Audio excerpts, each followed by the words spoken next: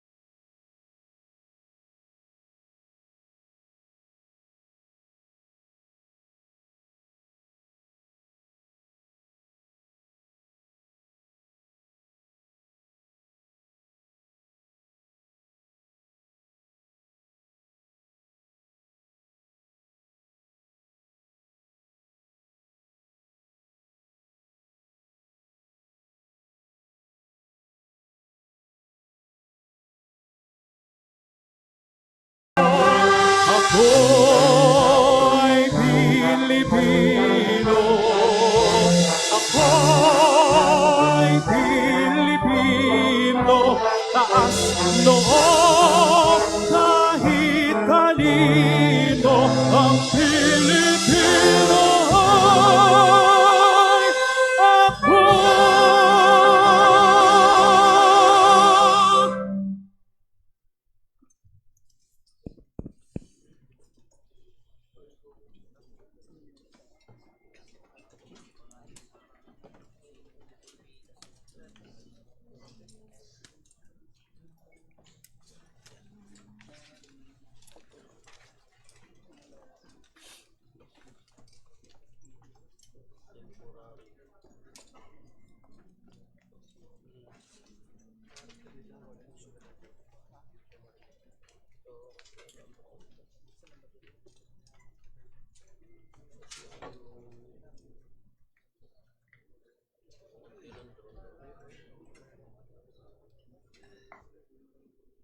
Invocation will be led by Honorable Linabel Ruth R. Villarrica, representative of the 4th District of Bulacan. May we request everybody to please rise.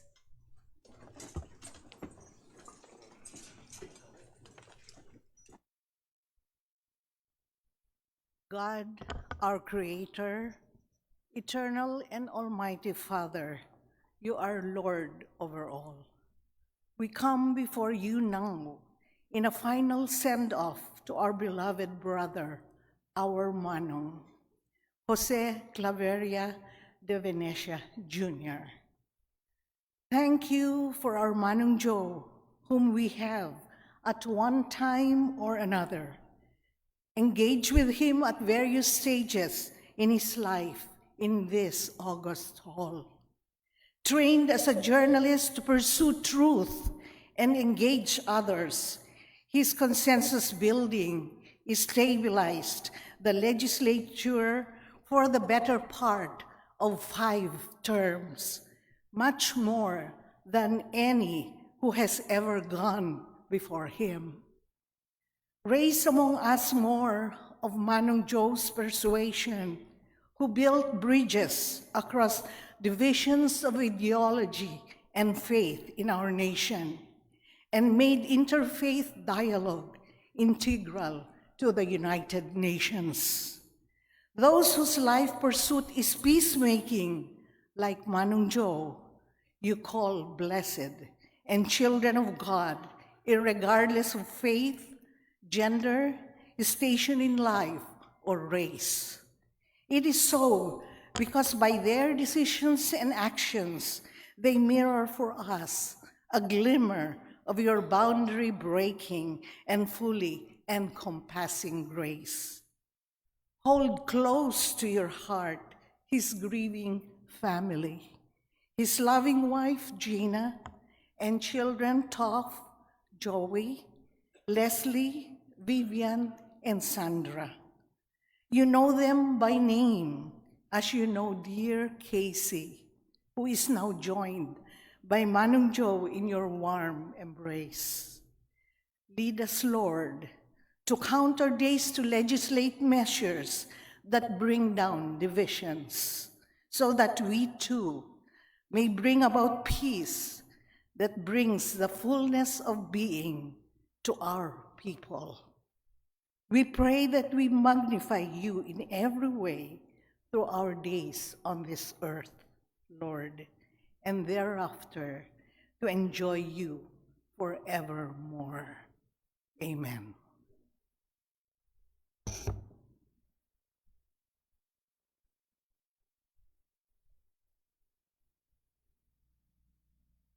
You may take your seat now.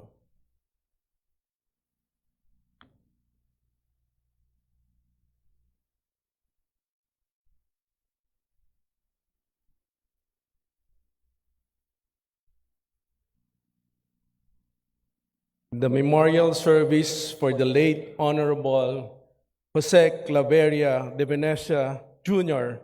will now commence.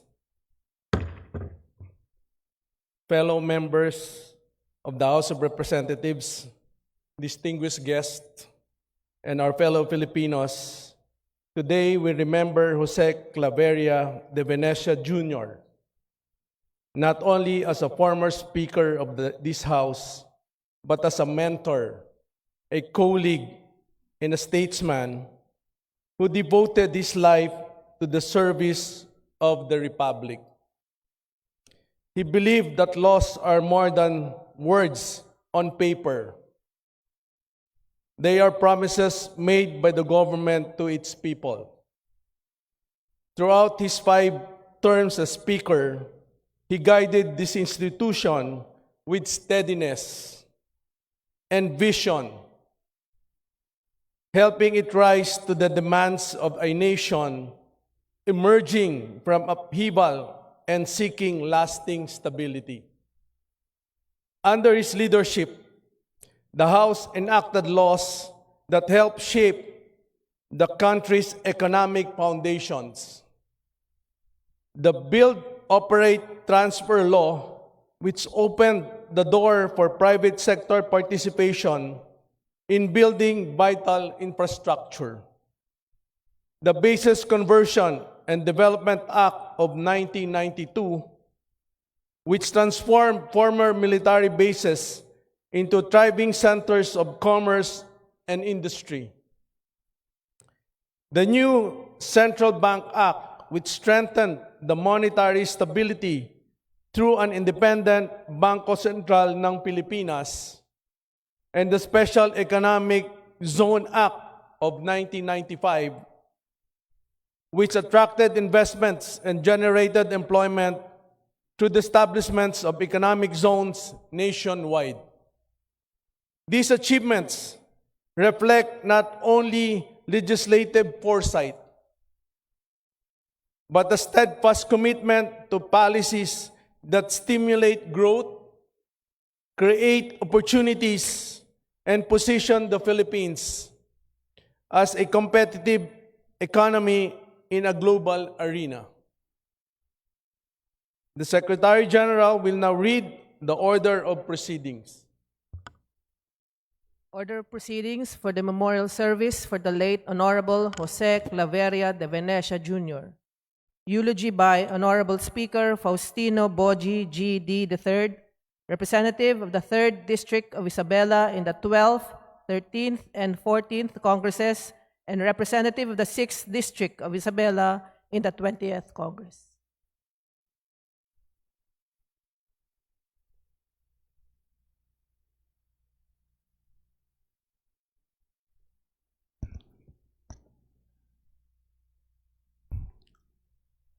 Distinguished colleagues, mga kagalang-galang na kasamahan po natin sa Kongreso at Senado, the Venecia family, friends, mga kapwa lingkod bayan. Ngayong araw, nagkakaisang kapulungan na may daladalang bigat sa dibdib, ngunit may malalim na pasasalamat.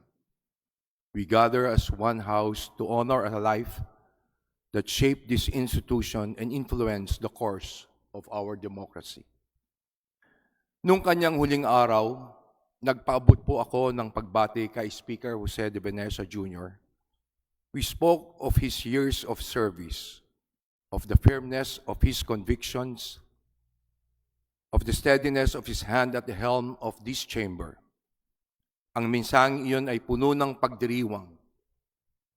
Ngunit ngayon, ang parehong damdamin ay isang pagninilay at pagkilala sa bakas ng iniwan niya sa ating bayan. During his years as presiding officer of the House, Tito Joe showed us what it means to wield the gavel with purpose. 5 ulit siyang nahalal bilang speaker, isang patunay ng kakayahan at kagalingan na mahirap pong tumbasan. Nakasama ko po si Tito Joe simula 12, 13, and 14 Congress at may pagkakataon na may magkakaibang opinyon sa iba't ibang mga usapin. Subalit pagkatapos ng lahat, nananatili pa rin ang pagbigay galang sa isa't isa. Dahil dito, nakilala ko pong lubusan ang tunay na pagkatao ni Tito Joe.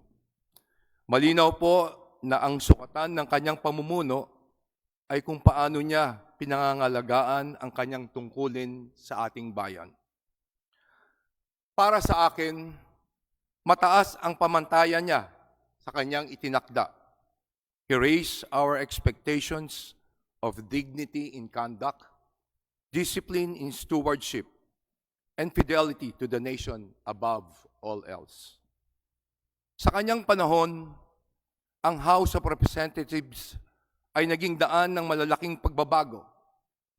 Economic reforms, major infrastructures policy, ang mga initiatives advanced under his leadership continue to shape the nation's trajectory.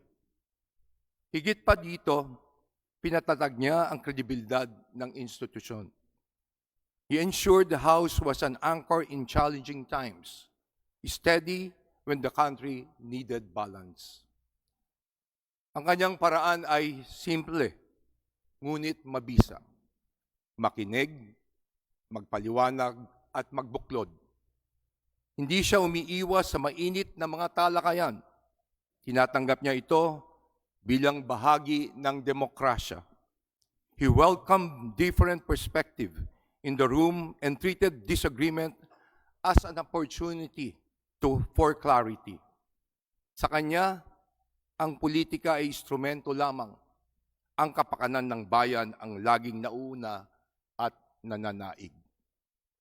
Sa kasalukuyan, hindi natin maikakaila ang daming hamon at ingay na nakapaligid sa atin. Partisan noise can easily distract from productive work. Sa mga ganitong sandali, ang kanyang alaala ay nagsisilbing gabay. He reminds us of a time when lawmakers could rise above party lines for the sake of the Republic, when debate was vigorously yet civil, and when national interest outweighed personal gain. Ang kapulungan ngayon ay sinasalamin ang kanyang magandang mga halimbawa. We are called to stay focused on legislation, oversight, and service, regardless of the crosswinds of politics. Sapagkat ang pamumunong iniwan niya sa atin ay may malinaw na katangian. Tahimik, pero may paninindigan. Makatwiran, ngunit may kababaang loob. Bukas sa iba't ibang pananaw, subalit hindi lumilihis sa prinsipyo. Hindi rin natin malilimutan ang kanyang tungkulin sa pagsusulong ng kapayapaan at diplomasya. He engaged across regions and ideologies, believing that dialogue could open doors when confrontation closed them. He advanced parliamentary diplomacy in Asia, convinced that cooperation expands possibilities for all. Ang kanyang tiwala sa kakayanan ng Pilipino na magkasundo at magtulungan sa patuloy na nagbibigay ng direksyon sa atin. As we reflect on his life, we must ask ourselves, what's the legacy he leaves behind? He leaves us a house strengthened by experience. He leaves us a standard of statesmanship anchored in civility. He leaves us as a reminder that faith and governance are not enemies, but partners in moral leadership. Today, this chamber carries a quiet awareness of absence. The seat he once occupied now holds memory. Yet, the standards he established remain woven into the character of this house.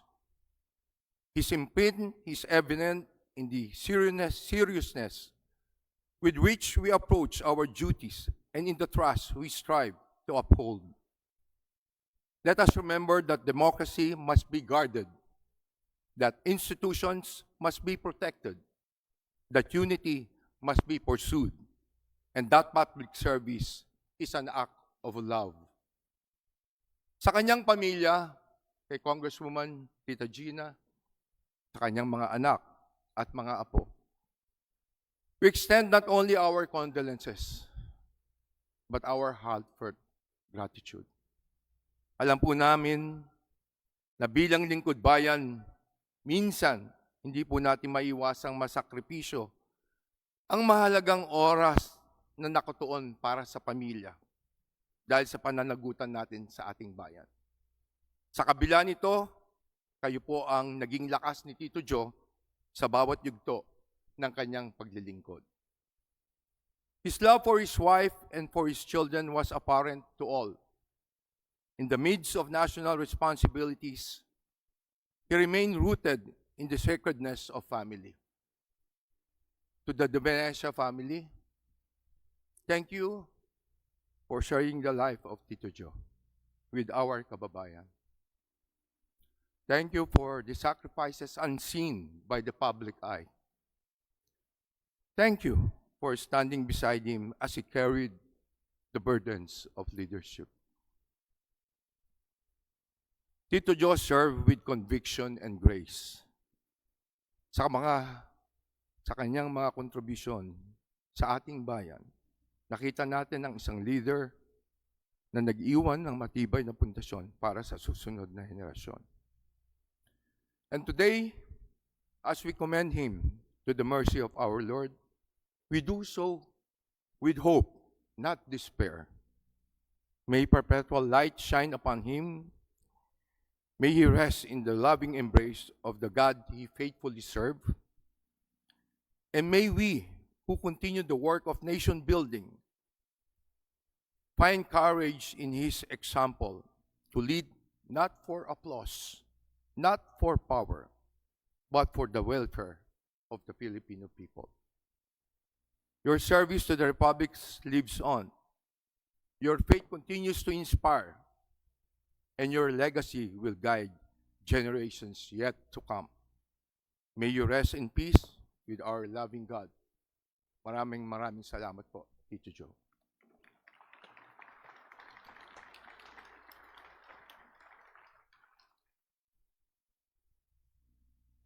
Eulogy by former President Gloria Macapagal Arroyo, former Vice President, former Speaker of the House of Representatives during the 17th Congress, and representative of the 2nd District of Pampanga in the 15th, 16th, 17th, 19th, and 20th Congresses. Dear Gina and the entire De Venecia family, Speaker and Mrs. Bojidi, colleagues and friends, the man we honor today was a statesman, a colleague, and a man whose imprint on Philippine political life will endure for generations. Jose Claveria de Venecia Jr., popularly known as Jodev or JDV or just Joe. I, for one, mourn his passing as a long-time political partner and also as part of a family whose ties to Joe are deep and long. Records tell us that he began his political career in 1961, when as a precocious 24-year-old, he served as spokesperson for the presidential campaign of candidate Diosdado Macapagal. Joe went on to become such an institution in our politics that many forget that before politics, he was a business pioneer in the 1970s, when still in his 30s. He would sometimes joke that he was the first OFW. Indeed, he was an early entrepreneur in deploying overseas workers, more than 50,000 of them, to Saudi Arabia. He was also an entrepreneur in oil exploration. Early day investors in the Philippine stock market still remember Joe's corporate brand names as Basic or Land Oil. Let me share a legendary story about Joe, the entrepreneur. After the 1973 Arab-Israeli War, oil prices quadrupled. Saudi Arabia suddenly had vast petrodollars. Massive infrastructure projects followed. The port of Jeddah and Jubail became overwhelmed, and the Saudi government invited global firms to bid for port management. The biggest international companies sent their bids, yet to everyone's surprise, an unknown company led by Joe won. How? Joe realized that the large bidders had conventional mobilization plans, plans requiring months to build housing for thousands of workers before operations could begin. But Saudi Arabia needed immediate action. Joe's solution was bold. He went to Greece, bought a mothballed tourist ocean liner, and towed it to Saudi Arabia to serve as instant floating barracks. With housing solved, he could begin operations at once. Saudi Arabia needed speed. Joe offered speed, and he won. I think Joe's skills in business served to develop his skills in politics. Joe's instinct for timing, for understanding what the moment needed, and delivering it decisively followed him into the halls of Congress. I saw this firsthand in 1992. It was his first term as Speaker and my first term as Senator. Pampanga, Tarlac, and Zambales were struggling under the weight of the Mount Pinatubo eruption. Joe bypassed the usual calls for momentary charity. He used his position as Speaker to lead the legislation for a 10 billion allocation for the relief, recovery, and rehabilitation of the Pinatubo victims, an audacious sum at the time. It restored hope to millions in Central Luzon and the prosperity that my province of Pampanga enjoys today. Search Joe's name, and 3 words appear: parliamentarian, statesman, peacemaker. It was my privilege to work with such a man. Joe and I ran together in 1998. When he stood as presidential candidate, I had the honor of being his vice presidential running mate. Campaigns not only test stamina, they also reveal character.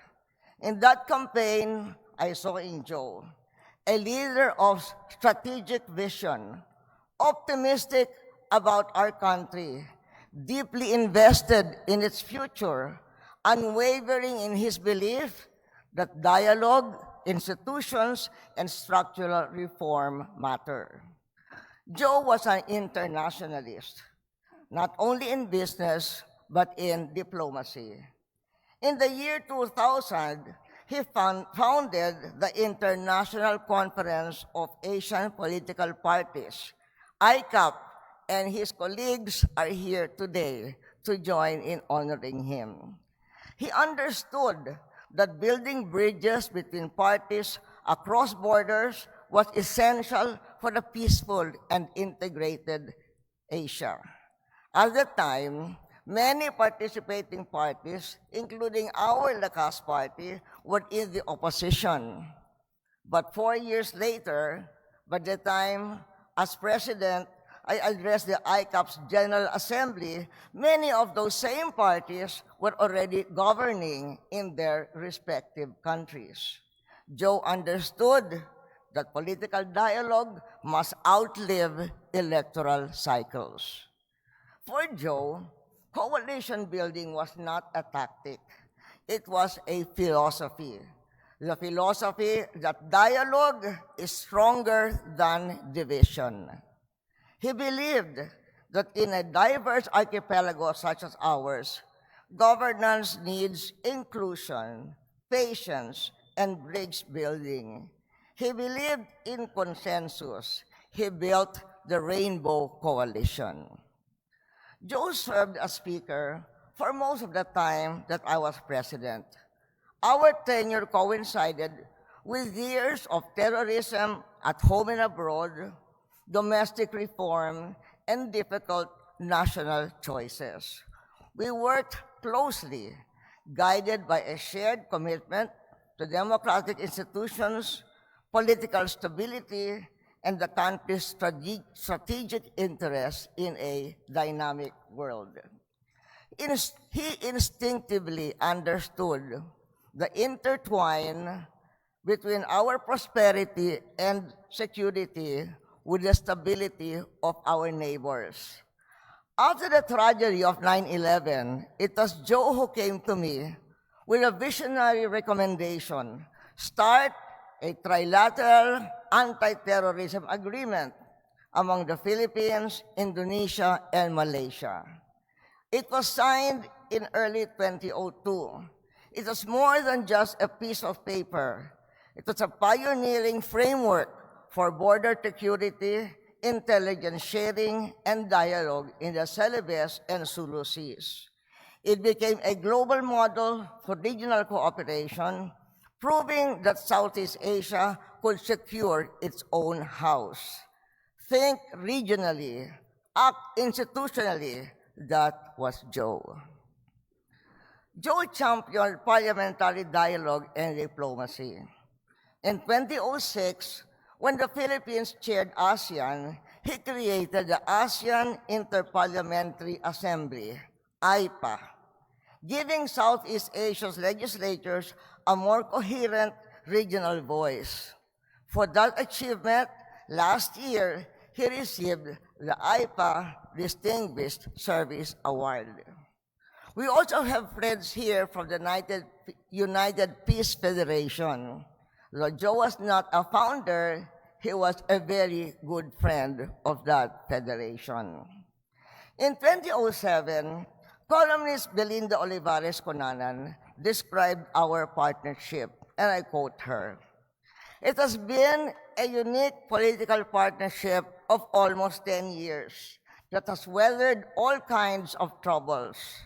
Because the union was strong and comfortable, it has been a steady influence amid all the turbulence. The political partnership has also resulted in many economic and fiscal reforms that have contributed to the economic prosperity now being noted by many international agencies." The words of our mutual friend, Bel Conanan. Joe served multiple terms as Speaker, the longest serving in our history, and a testament to endurance and skill. He had a love affair with Congress, not merely as a legislative chamber, but as a pillar of democracy. He knew the House not only in structure, but in spirit. He mastered the personalities, the presidents, and the delicate choreography and dialogue needed to move legislation forward. But beyond the strategist and statesman was the human being. Joe was warm, accessible. Some described him as Sunshine Joe. He carried himself with confidence, but never without courtesy. He understood that civility is not weakness, it is strength. He knew that today's adversary may be tomorrow's ally. For Gina, Casey up above, To, Joey, Vivian, Leslie, Sandra, and the entire family, we offer not only condolences, but gratitude. Behind every public figure stands a family whose patience and love make long years of service possible. That strength at home sustained Joe throughout his remarkable journey. Our time in public life is finite. What endures are the institutions we strengthen and the example we leave behind. During the first night of Joe's wake, his nieces and nephews eulogized their core memories about him. In remembering Joe, let us remember as a core memory his unwavering belief in the power of dialogue over division. Now, God has granted Joe his well-earned rest from his political endeavors for the Filipino nation. The nation will bury him at the libingan ng mga bayani on the same ground as Fidel V. Ramos, whom he did so much for in becoming president, and my father, with whom he started his political career. It will be full circle. Farewell, Joe. Rest in peace, and thank you.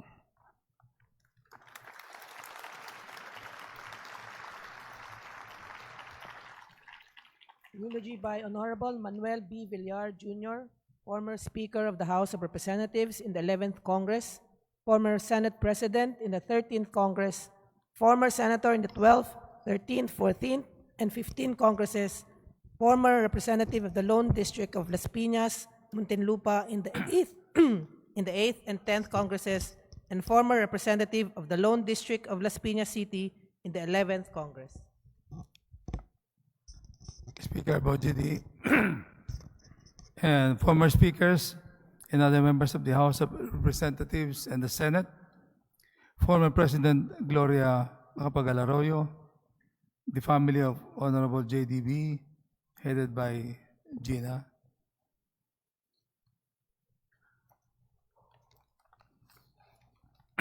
I deliver these remarks not just as a former colleague, but as one who had the privilege of sharing with Joe de Venecia the burden and the joy of shaping our nation's path.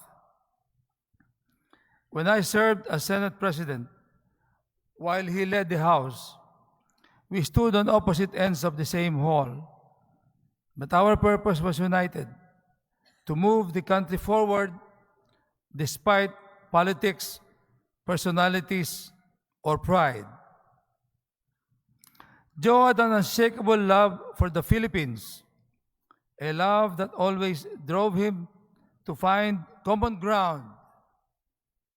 Joe believed that the highest duty of a public servant was to find a space where all sides could meet, where progress could begin. As a Speaker and leader of the 200 or so members of Congress, Manong Joe distinguished himself most brilliantly as a consensus builder. He had a rare ability to see beyond pride and politics. And he used that gift to turn disagreements into dialogue and dialogue into action. He built bridges across the aisle and across continents because he understood that the Filipino dream was larger than any quarrel or ambition.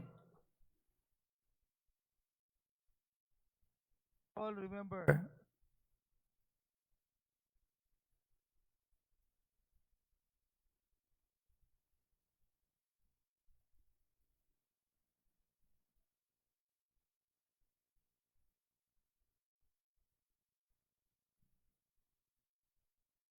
population, energy,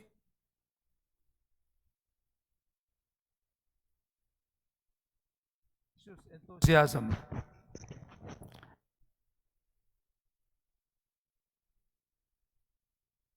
His mastery of detail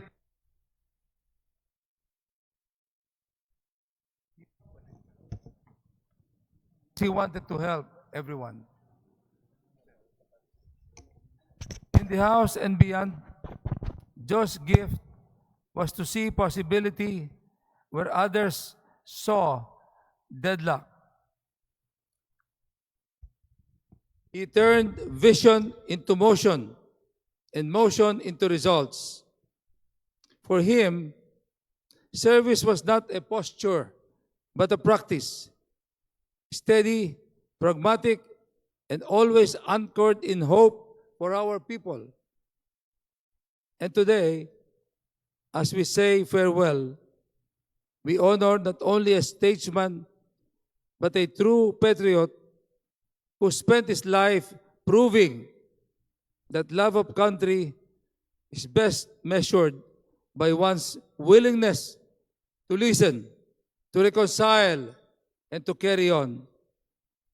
Paalam, Manong Joe, At maraming salamat.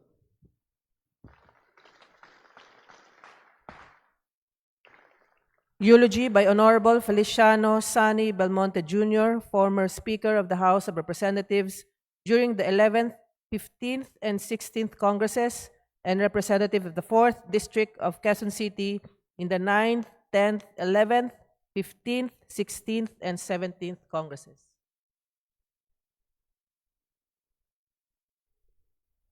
Honorable Speaker Faustino Boji D. III, CIPRD Chairperson Georgina Manegina de Venecia, former Representative Christopher Toff de Venecia, former colleagues, members of the Philippine Congress, family, relatives, friends, ladies and gentlemen. We gather here today to honor and celebrate the extraordinary life of an exceptional leader, statesman, diplomat, husband, father, and a dear friend, Speaker Jose Claveria de Venecia Jr. Speaker JDV, or just JDV to many, and Joe to his contemporaries like me. Last December, I attended Joe's 89th birthday. I was very happy to have celebrated his last birthday with him, together with a few of our former colleagues, such as former Speaker Manny Villar, and surrounded by those whom he loved and who loved and respected him as much. None of us who were present there ever thought that he will be gone too soon. It was a little lively, actually, during that time.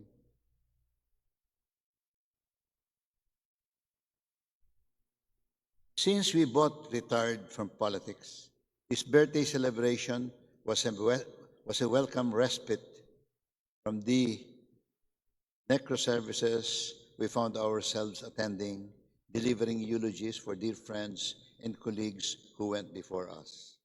Since our retirement, we have not really been together as often as we used to when we were younger and very active in our country's politics. Indeed, his 89th birthday celebration, we're almost the same age actually, was a significant change from the necro services. Two more recent ones, of which were the late Carlos Mapili Padilla, a stalwart of the formidable Northern Alliance in Congress, where Joe was a respected leader and motivator. And the last one, for the late Edsel Lagman, whom we both admired and respected. Thus, sadly, as I heard of Joe's passing, I thought of how fleeting life is and how truly grateful I am for all the times I was privileged to work alongside him and be considered as his friend. As I stand before you to pay tribute to Joe's legacy, I'm not only filled with profound gratitude for the moment we shared, the lessons learned,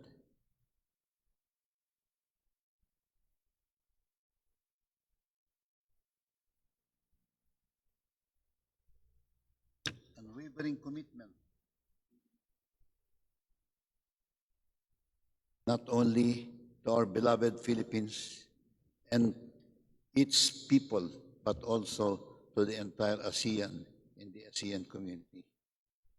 His belief that Asia's future depends on its economic and political integration. Joe's exemplary vision of a united and stronger ASEAN Parliament, an expanded and interparliamentary platform, or his envisioned Southeast Asian Parliament led him to the founding of the Asian Parliamentary Assembly, APA, and the transformation of the ASEAN Interparliamentary Organization, IPO, into the ASEAN Interparliamentary Academy, IPA. In a fitting recognition of his valuable services, outstanding contribution, and tireless efforts as president of IFA in 1994 and 2000, and his initiatives in establishing regional and global platforms for interparliamentary and political cooperation, including the International Conference of Asian Political Parties, Asian Parliamentary Assembly, and the International Association of Parliamentarians for Peace. IPA commended Speaker J. Davis' lifelong commitment to advancing parliamentary diplomacy, peace building, and the ASEAN integration by giving him the highest honor as awardee of the IPA Distinguished Service Award during last year's 45th IPA General Assembly in Kuala Lumpur, Malaysia. May Speaker JDB's exemplary vision of ASEAN and Asian Parliament become a reality, for only when smaller nations unite can they create ripples that will make a difference on the lives of their citizens. Speaker JDB was not just a visionary and remarkable politician. He was a statesman and a diplomat par excellence, a true servant of the Filipino people. Throughout his illustrious career, he embodied the qualities of integrity, dedication, resilience, and hard work. He served as a beacon of hope in challenging times, striving tirelessly to uplift the lives of our citizens.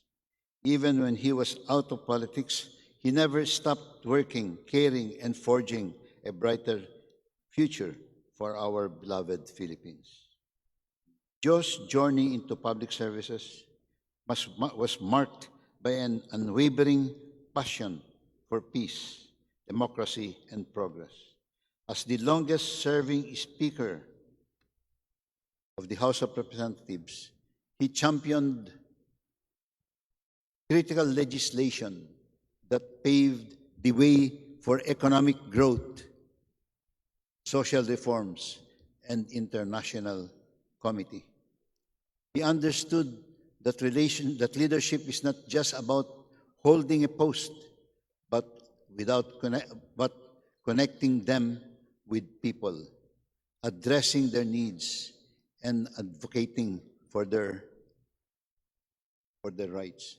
You know, I remember the first time I saw Joe DV, I couldn't believe because he was already known as a diplomat at that time. And I saw him for the first time in Malacanang during the presidency of former President Diosdado Macapagal. And I was talking with him, and he looked so young. I said, this guy's he's been an ambassador to Iraq, he's been going to all sorts of countries, he's been to Vietnam, and I couldn't believe it. How could this guy, I said, be able to have accomplished all of this? But that was it. And he didn't look like a big shot at the time when we were there because he was very humble, just chatting. I was a reporter at the time, so we had our time together. And then, of course, his career as an ambassador also to places like Vietnam. That really was very staggering as far as I was concerned.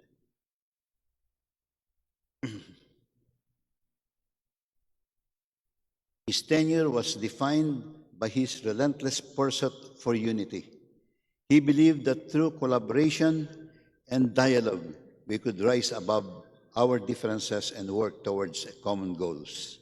In an era often marked by division, he was a proponent of inclusivity and mutual respect. He often reminded us that our responsibility as leaders is to listen as much as we speak, to build bridges, and to foster understanding among all Filipinos. Thus, the Rainbow Coalition that started during his speakership became the benchmark for all the speakers that were re-elected after him, myself included. Aside from his significant contributions to the political arena, Speaker Joe de Venecia was a man of deep faith and family values. He cherished the bonds of his loved ones, always emphasizing that at the heart of every successful leader lies a support system rooted in love, trust, and respect. His anchor, his ever-supportive wife, Chairperson and Representative Manay Gina, their children and family had set an example for all of us to learn how to balance the demands of public service with the responsibilities of family life. As we remember and reflect upon his legacy, it is essential that we carry forward his ideals. Let us continue to strive for the values he championed: peace, integrity in governance, compassion for those we serve, and a relentless commitment to progress. We must honor his memory, not only with words, but with actions that reflect his dedication to our country and the international community. Joe leaves behind a rich legacy, one that will undoubtedly inspire future generations of leaders. His passion for public service, his unwavering belief in the goodness of our people, and his commitment to peace and for fostering a better society will forever resonate in our hearts and minds. To the De Venecia family, relatives and friends, Gina, Toff, please know that you are not alone in this time of sorrow. We share in your grief, and we stand with you as we celebrate the life of a great man. Thank you for sharing Joe's life with us, and for consistently supporting Joe's dedicated and selfless service to our country and the Filipino people. As we bid farewell to Speaker Joe Claveria de Venecia Jr., let us remember him, not with sadness, but with gratitude.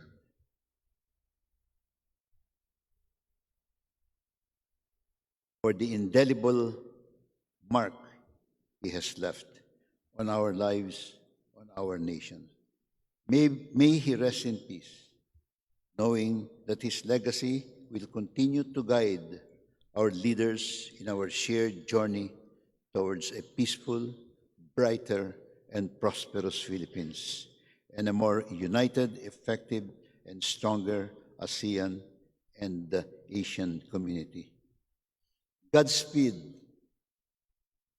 Manong Joe, Speaker JDV.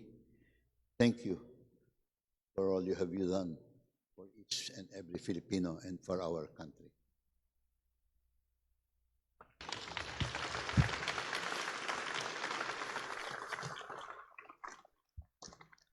Eulogy by Honorable Ferdinand Martin G. Romualdez, former Speaker of the House of Representatives in the 19th and 20th Congresses, former Majority Leader in the 18th Congress, and Representative of the 1st District of Leyte in the 14th, 15th, 16th, 18th, 19th, and 20th Congresses.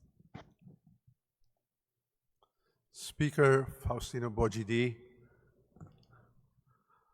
the Venecia family, my colleagues, fellow Filipinos, there are moments in life of a nation when words feel small before the magnitude of a life well lived. Today, we gather in this chamber not merely to mourn the passing of former Speaker Jose de Venecia Jr., but to honor a man whose name has become inseparable from the very story of this House. Speaker Joe was not simply a presiding officer in Congress. He was a founder, a builder, a unifier. He was one of the fathers of Lakas, when it was still Lakas Tao, then Lakas NUCD, at a time when our democracy was finding its footing once more. He did not build a party for power, he built a movement for purpose. And in so doing, he helped shape a generation of leaders who believe that governance must be inclusive, reform-driven, and anchored in national unity. As a speaker for 5 terms, he transformed this institution, and under his leadership, the House became what it ought to be, a forum where every legislative district, every island, every province, every city had a voice at the table. He believed that the strength of the Republic was measured not by the dominance of a few, but by the participation of all. He was the father of the Rainbow Coalition, a phrase that will forever belong to him. But the Rainbow Coalition was not merely a political strategy. It was a philosophy of governance. It was the recognition that in a democracy as diverse as ours, Christian and Muslim, North and South, majority, minority, progress is achieved not by exclusion, but by consensus. He brought together representatives across party lines, across ideologies, across regions, and he forged agreements that allowed this House to enact reforms that shaped our economy, strengthened our institutions, and advanced social justice. House Resolution number 247, adopted by this chamber, records for history his distinguished service and significant contributions to the country. But no resolution can fully capture what we, who sat with him, debated with him, learned from him, and were guided by him, know to be true. That his leadership was grounded in respect, equal respect, for every member of this House, regardless of affiliation. He was a consensus builder in the noblest sense. He did not silence dissent, he harmonized it. He did not diminish differences, he reconciled them. In an era where division often threatens institutions, he demonstrated that unity is not weakness, it is strength disciplined by wisdom. And yet, Speaker Joe's vision did not stop at our shores. He was a global Filipino, a visionary who understood that the Philippines must not only participate in the international community, but to help shape it. Long before interfaith dialogue became a global imperative, he was already advocating unity among Christians, Muslims, and believers of all traditions. He initiated dialogues at the United Nations. He opened channels of communication between governments and insurgents. He believed that faith properly understood is not a source of conflict, but a bridge towards peace. In a world fractured by ideology and religion, he insisted that dialogue was not optional, it was necessary, and he carried that conviction not as rhetoric, but as a mission. Here at home, this House has enshrined his legacy in enduring form. The Jose de Venecia Museum, the first of its kind, stands within this complex as a living testament to his life of service. It is not merely a collection of memorabilia, it is a reminder to every member of the House who walks these halls that leadership is stewardship, that office is temporary, but legacy is lasting. The titles fade, but integrity endures. I had the honor of being the principal author of the House resolution that formally expressed this institution's gratitude for his lifetime of service. I just did so not only as Speaker of the House, but as the President of Lakas CMD, a party he helped found, nurture, and guide. It was my way of ensuring that history would remember what we all know, that he was one of the great architects of modern Philippine parliamentary leadership. But beyond titles, beyond the resolutions, beyond the museum, we remember the man. We remember his laughter in the corridors. We remember his patience during heated debates. We remember his capacity to listen, truly listen before deciding. We remember his steady presence when storms, political or otherwise, tested this institution. He taught us that power must be exercised with humility, that conviction must be tempered by compassion, that leadership must be anchored in faith, not just religious faith, but faith in the Filipino people. Today, House members from every legislative district, from every political persuasion, stand united in grief and in gratitude. That unity in this solemn hour may well be his final gift to us. Speaker Joe once proved that a rainbow is not made of one color. It is made precisely beautiful because of its diversity.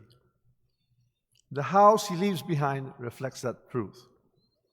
And the nation he served continues to strive toward that unity he so passionately believed in. To Manay Gina, to Kong Tof, to the entire De Venecia family, your loss is immeasurable, but so too is the nation's gratitude. Former Speaker Jose De Venecia Jr. has taken his final bow, but the ideals he lived for, unity, peace, dialogue, reform, remain. And as long as this House stands, as long as representatives gather here in pursuit of the common good, his spirit will not be absent. He built bridges, he built consensus, he built institutions, he built hope. And in so doing, he built a legacy that will endure far beyond his years. May we prove worthy of it. Thank you, Speaker Jose De Venecia Jr. Padayon.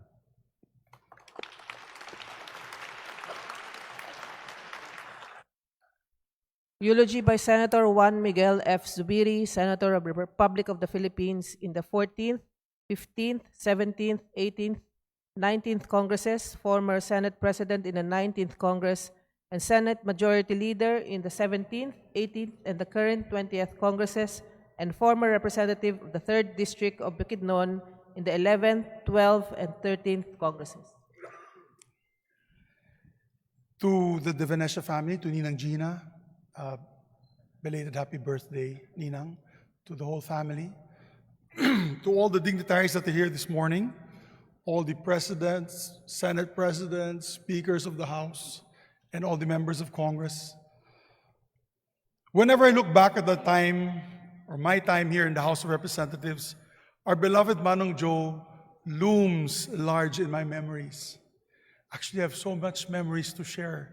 I can't do it in less than 5 minutes or 10 minutes. Sitting up there, looking at Tito Joe, sitting on the rostrum, always firm but magnanimous in his leadership, and giving the most eloquent of speeches in true statesman-like quality and extemporaneously. Very difficult to find leaders like that today. Extemporaneously. Captivating the audience for hours in this very chamber. Speaker Jose Clavera de Venecia Jr. was a political visionary like no other. His vision was simple: the Filipino people united as one.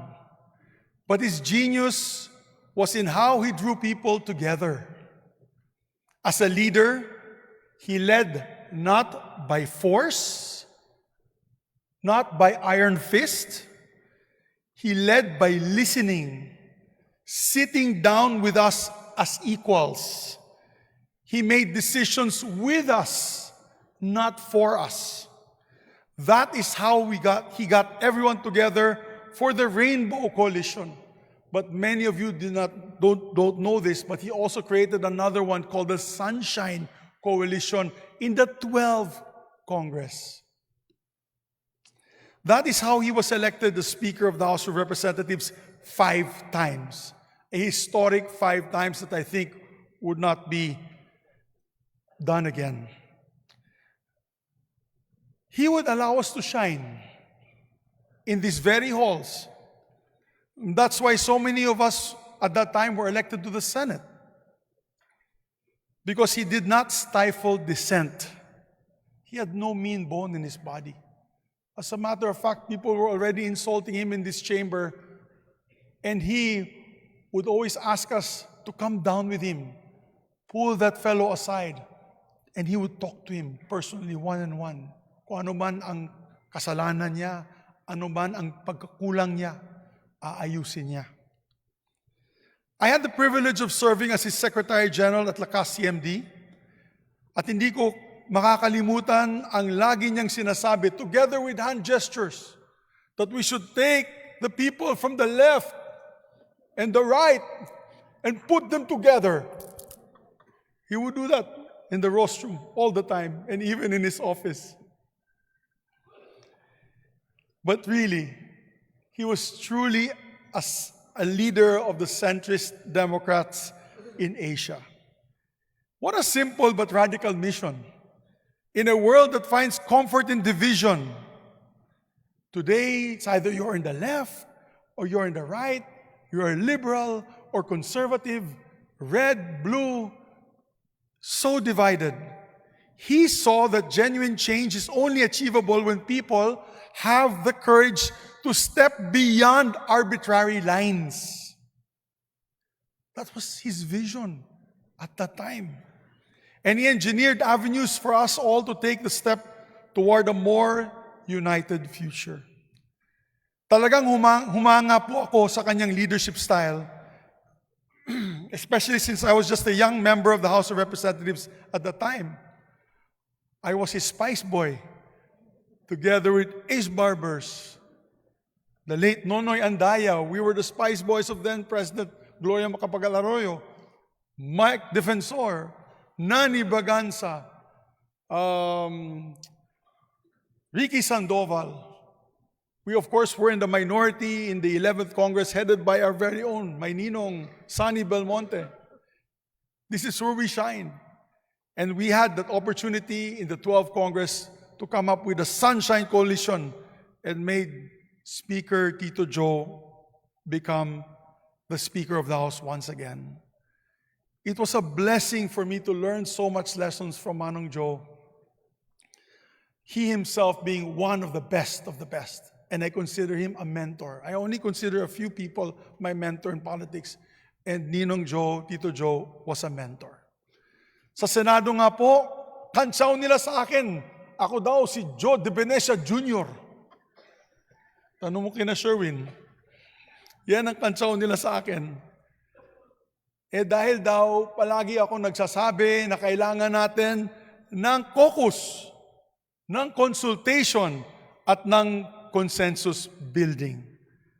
I learned so much from Tito Joe. Dala ko yan palagi, lalo ako naging Senate President. I also did my version of the Sunshine Coalition, wherein we had the biggest majority in 2022 of 22 members of the majority, only 2 members in the minority. I learned that from no other than Tito Joe, by carrying his legacy forward. Late last year, we had the wonderful opportunity in inviting Tito Joe and Ninang Gina to the Senate so we could present him with a resolution commending him for his service to the country. I'm glad that we were able to do that and celebrate it with him while he was still with us. I'm so happy that we did it last year, and he got to feel the love of so many of us that were under his leadership. Now, as he joins his beloved Casey up in heaven, He can rest easy knowing that he leaves a beautiful legacy for the country behind him. From one of your Spice Boys, Tito Joe, maraming salamat po. And may God bless the family. Thank you. Senator Subiri will now present a resolution adopted by the Senate, Resolution number 38, entitled Resolution Honoring the Life and Legacy of the Honorable Jose de Venecia Jr., former Speaker of the House of Representatives and venerable statesman, and expressing the Senate's deepest sympathies and condolences upon his passing. May we invite the other senators to join the Honorable Subiri in the presentation of the Senate resolution to the bereaved family.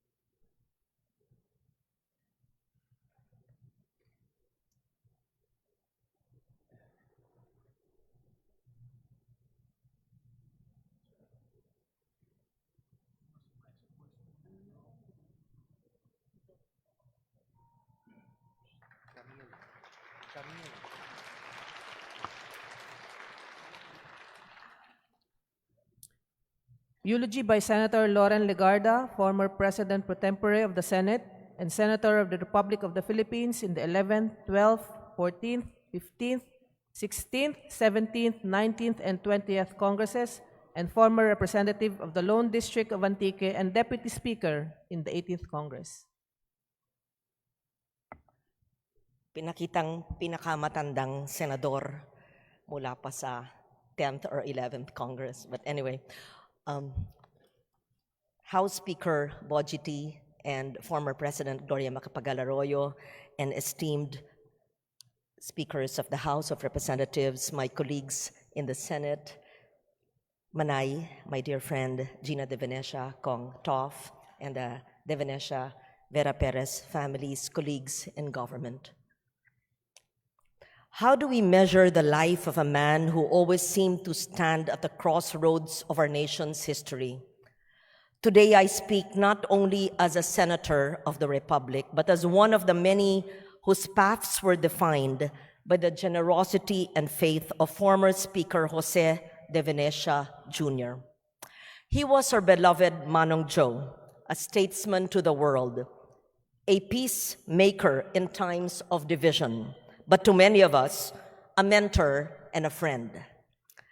I probably would not be your four-term senator today if, way back in 1997, Manong Joe had not brought me into the Lakas party. I was then a very young 37-year-old journalist, far from imagining a career in the Senate. He believed in my capabilities long before I did. He shared his knowledge and wisdom, opened doors that I did not even know existed, insisted that my voice and the voices of everyday Filipinos have a place in the great conversation about our nation's future.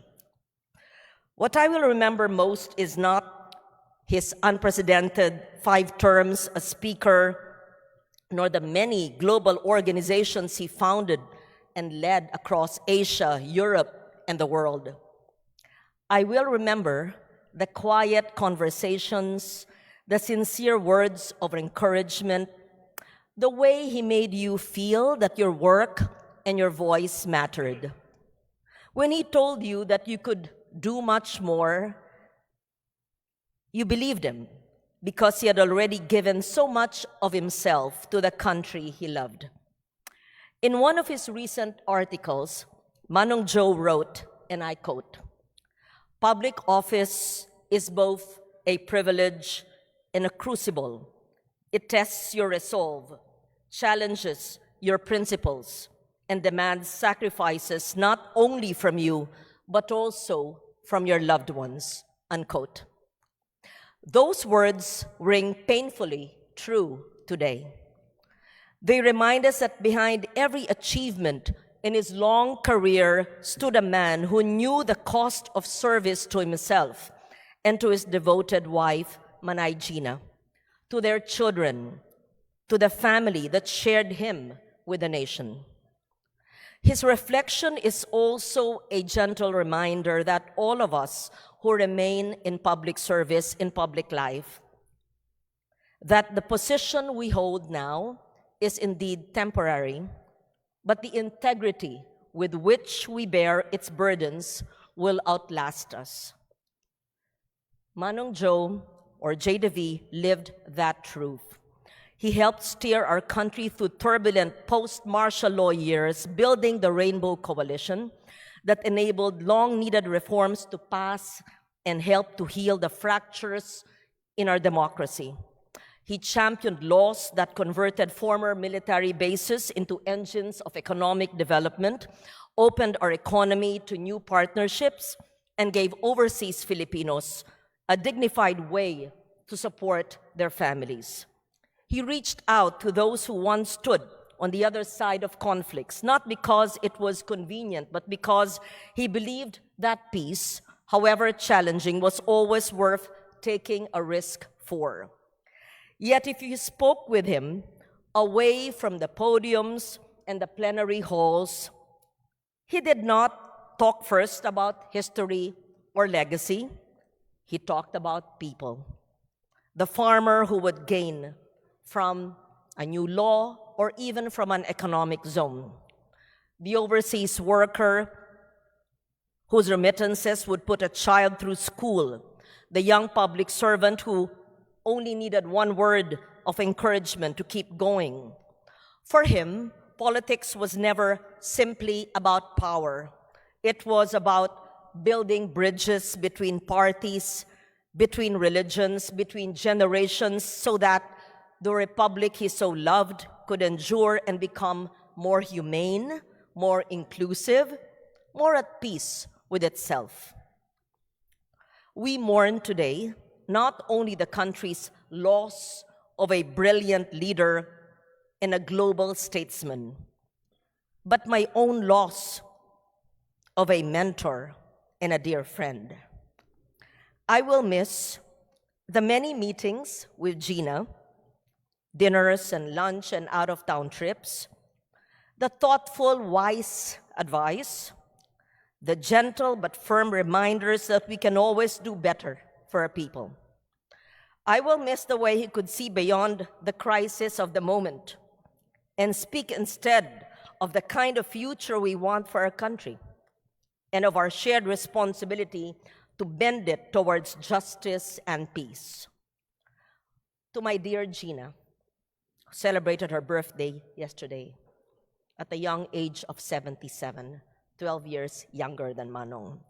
To the whole Vera Perez and the Venecia families, please know that we share your grief, but we also share your honor and your pride. In 2024, the Senate has already spoken in a resolution that honors former House Speaker Jose de Venecia Jr.'s illustrious career and his invaluable contributions to the country. I was so honored to have principally authored that resolution. Today, I wish simply to add a more personal note that his greatest legacy is not only the institutions he built or the laws he passed, but the men and women he encouraged, and that includes me of more than 25 years ago. The younger leaders he formed, the faith in this republic that he passed on to all of us. Thank you, Gina, for giving me the opportunity to say goodbye 10 minutes before he passed away. Thank you for that thoughtful call. And you even said, ikaw na lang inaantay ni Manong mag-goodbye ka. And I'm glad I looked out the window, took a good selfie video, and said goodbye, showing my gratitude for the life so well lived. Rest in peace, our dear Manong Joe. We will honor you best, not by our words today, but by the way we choose to serve our country every day. Thank you.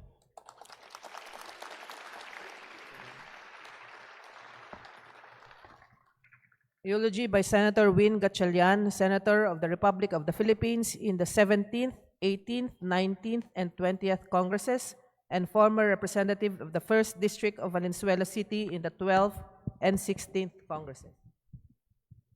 My sincere condolences to Tita Gina, to Toff, to the rest of the family.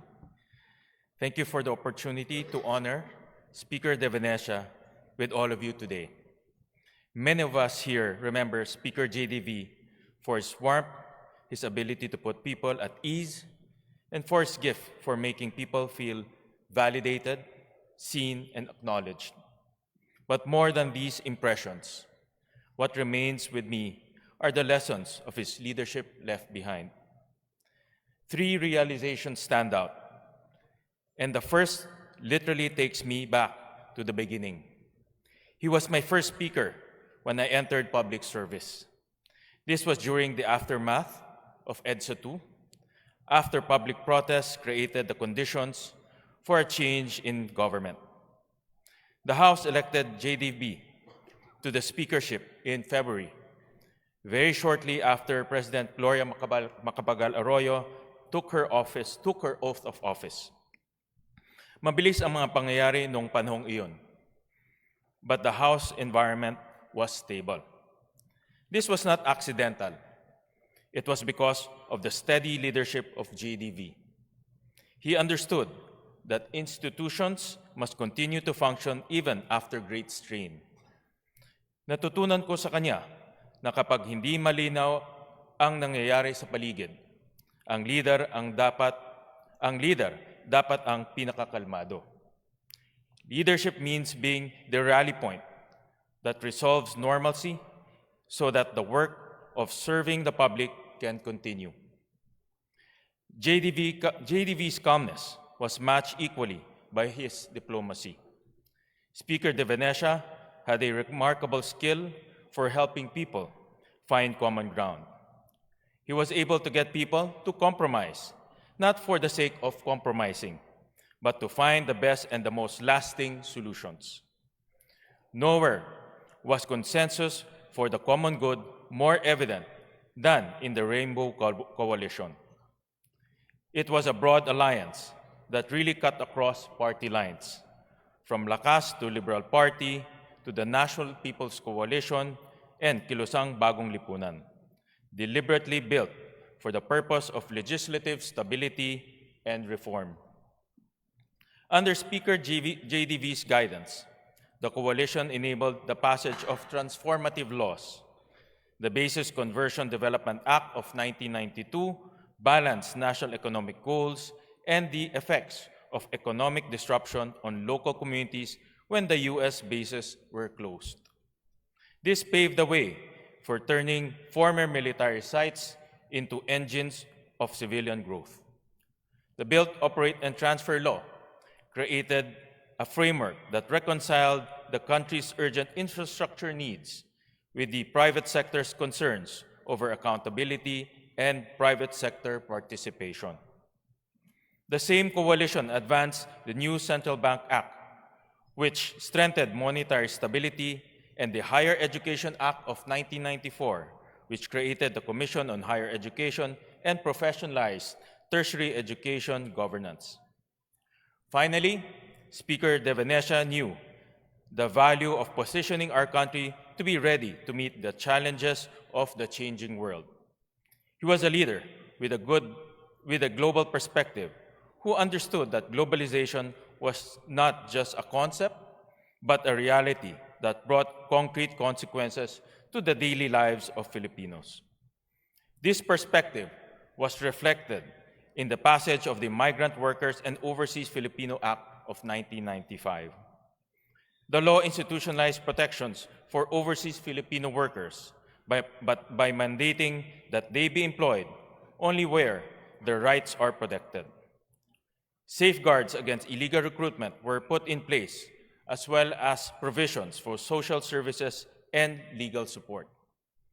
This was forward-thinking, responsive legislation that prepared the nation for the future. Even as he led the House of Representatives, JDV remained deeply connected to his roots in Pangasinan. 6 na termino siyang nanungkulan bilang kinatawan ng ika-4 na distrito ng Pangasinan, kasama ang kanyang katuwang sa buhay na si Congresswoman Gina. Their collective commitment to public service reflected a partnership grounded in trust, dedication, and mutual respect. He was a leader, a husband, a father, and a man of faith. Those who know him best call him simply Manong Joe. As we pay tribute to him in the halls he served so well, let us honor his legacy of leadership that flowed from his character. Calm in crisis, open in dialogue, and faithful in service to the nation. Thank you, JDV, for showing us that it is possible to bring people from different backgrounds together and open the door for genuine progress. We will honor your life by following your lead and create a stronger, more stable country for future generations. Maraming salamat, Speaker JDV. Hindi ka namin makakalimutan.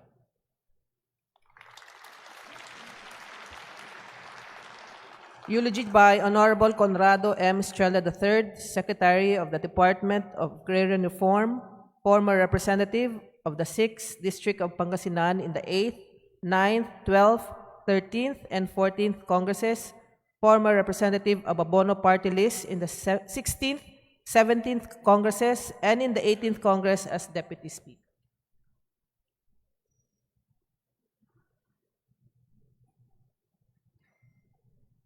Thank you, Tita Gina, and the members of the Venecia family, and of course all the distinguished friends of the late Speaker Manong Joe de Venecia. Ladies and gentlemen, hindi na sana ako pupunta because it's unfair. Nandito ako sa burol niya, pero sa burol ko hindi naman siya pupunta. But anyway, my first experience with natatawa si Congressman. My first experience with the late Speaker Manong Joe. Kasi nakilala ko na lahat ng mga congressman sa Pangasinan. Way back in 1987, the 8th Congress, we were all together with the Speaker. And hindi pa Speaker si Manong Joe nun. Nakilala ko na si Congressman Orbos ng 1st District. Nakilala ko na si kumpare ko, si Joe, Congressman Joe ng 2nd District. Nakilala ko na rin yung sa 3rd District, si Tata Paping. Nakilala ko na rin si, siyempre, sa 5th, yung uncle ko, namatay na. And then ako sa 6th noon. I have not met yet Speaker Congressman Joe de Venecia. I've been hearing a lot about him. So many nice things about him. And then sabi ko kay Joe Bengson, Congressman Joe Bengson, kumpadre, hindi ko pa nami-meet si Speaker de Venecia, sabi ko. Andyan, punta ka doon sa South Wing. Nandyan yan. Makikita mo yan dyan.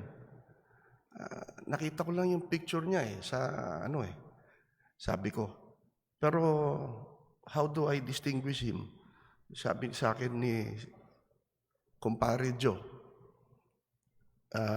Bengson, madali mong makilala yan. makikita mo yung tenga niya. Tapos tignan mo yung kilay niya. Parang yung karakter sa Mahjong. Tignan mo yung pantalon niya. High waist yan. Yan, siya na yan, sabi niya. Pagpasok ko sa South Wing, nakita ko siya. Ito na nga, sabi ko. Butterfly ears, Mahjong set of eyebrows. Tapos nagpakilala na ako. Sir, sabi ko sa kanya, ako yung apo ni Tata Kundring. Ako si Congressman Conrad Estrella III, sabi ko. At sabi niya, ikaw pala ang apo ni Kundring, sabi niya. Oho, sabi niya. Asa malakad mo? Sabi niya, may lakad ka ba ngayon?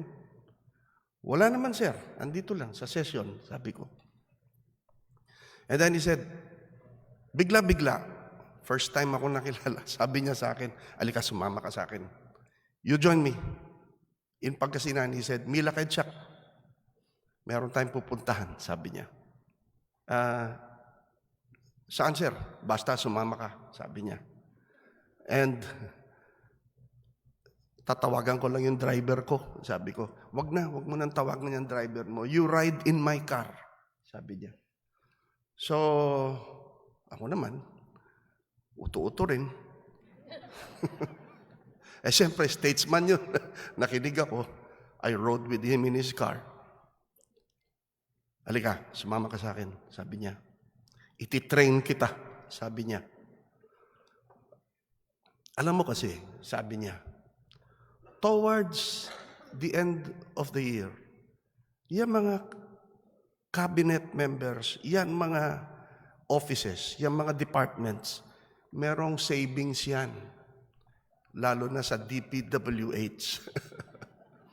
So, I didn't know that. I didn't realize there was such a thing as savings because I was a neophyte congressman at that time.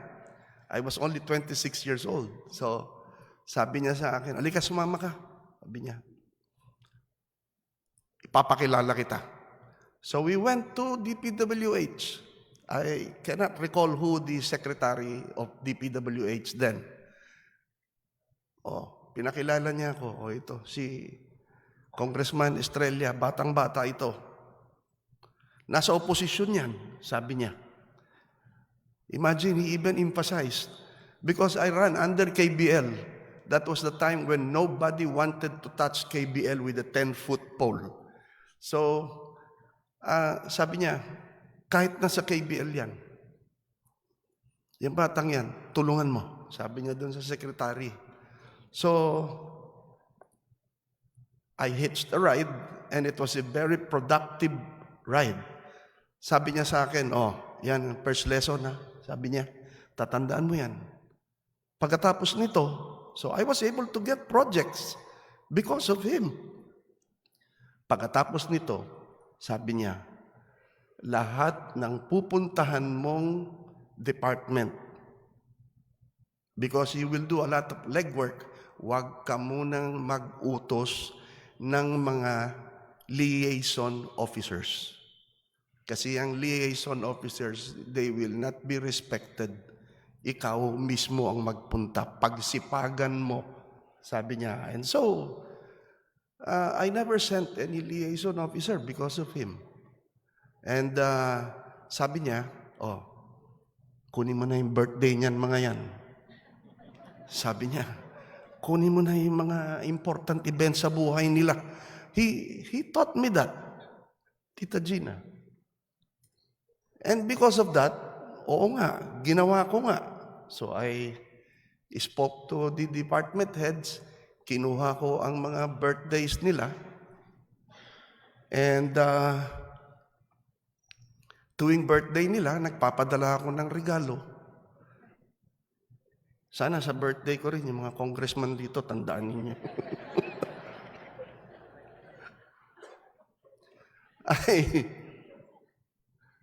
That was the reason why I was able to establish a very effective network in government. Salamat, Tito Joe. Salamat, Manong Joe, sa itinuro mo sa akin. I will not forget that. And then, there was one incident na pinuntahan ko siya dun sa bahay. And Tita Gina, I don't know how Tito Joe was able to convince you to always accept visitors 24/7. Nagugulat ako dun sa bahay nila, speaker. Hanggang sa kwarto nyo, nakakaabot pa ang mga bisita. There was a time when the speaker doesn't feel well. Pinaakyat pa ako sa kwarto, Conrad, ano ba yun?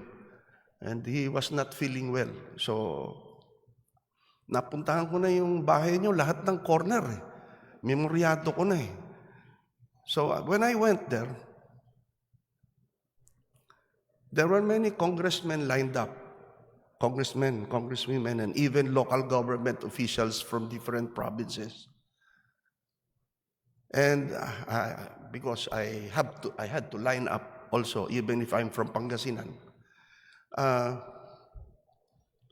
Pinapanood ko siya. Ano yun? Anong problema mo? Sige. Aksyonan niya kagad. Melinda, tawagan mo si ganito. Alam ko na yun eh, dahil habit na yun. Andyan sila lahat sa likod eh. Kuminsan, Nelson, yung sa Pangasinan, ganito. Kung sino-sino, alam na niya yan. Si Crisel ba yun? What's her name again? Yeah. Meron siyang mga inutusan eh. Tawagan mo si secretary ganito. Tawagan mo si general ganito. Tatawagan niya kagad. Okay na yung problema mo. Ito, mag-usap kayo. Papakausap niya kagad. Ina-aksyonan agad. He does not only give lip services. Pero, kapag nakita niya wala nang yung mga job seekers na nadatnang ko doon, na gustong maging head ng mga agency, kuminsan, kahit hindi naman qualified, sinasagot na lang niya. He just humors them by saying, sige, hanapan kita ng pwesto. Pag hindi ako makahanap ng pwesto para sa iyo, itong pwesto ko, bigay ko sa iyo. That was Speaker Joe. And I learned that from him. And that's why kung merong pumupunta kagad doon sa opisina, even when I was congressman and up to now that I am member of the cabinet, basta may tumatawag doon, may pumupuntang congressman, I try my best to address it as soon as possible. Again, Speaker Joe, thank you for that lesson.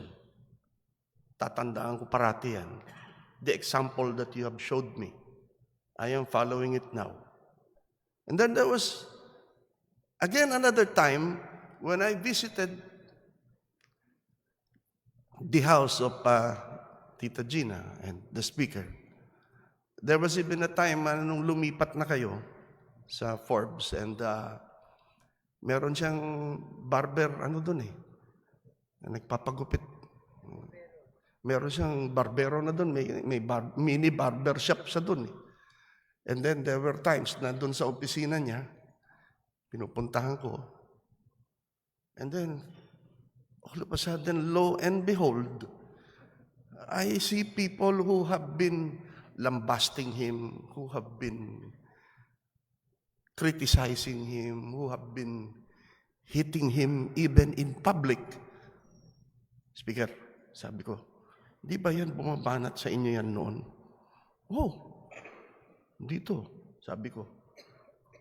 Pati yan. Ilang beses na yan, natsyempohan ko. Sabi niya, alam mo yan, Conrad, sabi niya, huwag ka na magtanim ng galit. Tumitira sa atin yan mga yan noon. Pero tignan mo, tumutulong naman tayo sa kanila ngayon. Kaya mas mabuti pa, Conrad, sabi niya, huwag ka na magtanim ng galit. Kasi kung magtatanim ka ng galit, ikaw din naman ang magsasuffer because you will carry the burden. Again, Speaker Joe, thank you so much. Thank you, thank you, thank you for the lessons that I have learned from you. And I will pass this on to the next generations of the Estrellas. Speaker, sana makuha ko rin yung pagkawiti ninyo. Kasi naalala ko noon, nung sinabi ko, Speaker, ang ganda naman ng Amerikana nyo. He loves to wear nice suits, pati yung kurbata niya maganda. Ganda ng suit nyo, Mr. Speaker, ang ganda ng Amerikana nyo. Ang sagot niya sa akin, kaya ako naggaganito para hindi mahalatang wala akong pera. And then, I brought my mayors to him. Kinausap niya, in-entertain niya. And then, sinabihan pa niya yung mga mayors, susunod, pupunta kayo dito. Sasabihin niyo sa akin. Dahil, alam naman ninyo, pag tiga Pangasinan, ibo-blow out ko kayo sa restaurant na hindi baling, hindi masarap, basta mahal. That's the Speaker. He always makes you smile. So, Speaker, Joe, the people of Pangasinan will always be proud of you. Not because you are a 5-time Speaker, you are par excellence diplomat. You are the author of Rainbow Coalition. No. We will be proud of you, not because you are a Speaker de Venecia. We will be proud of you because you are our Manong Joe de Venecia. See you when we see you, Speaker. Thank you.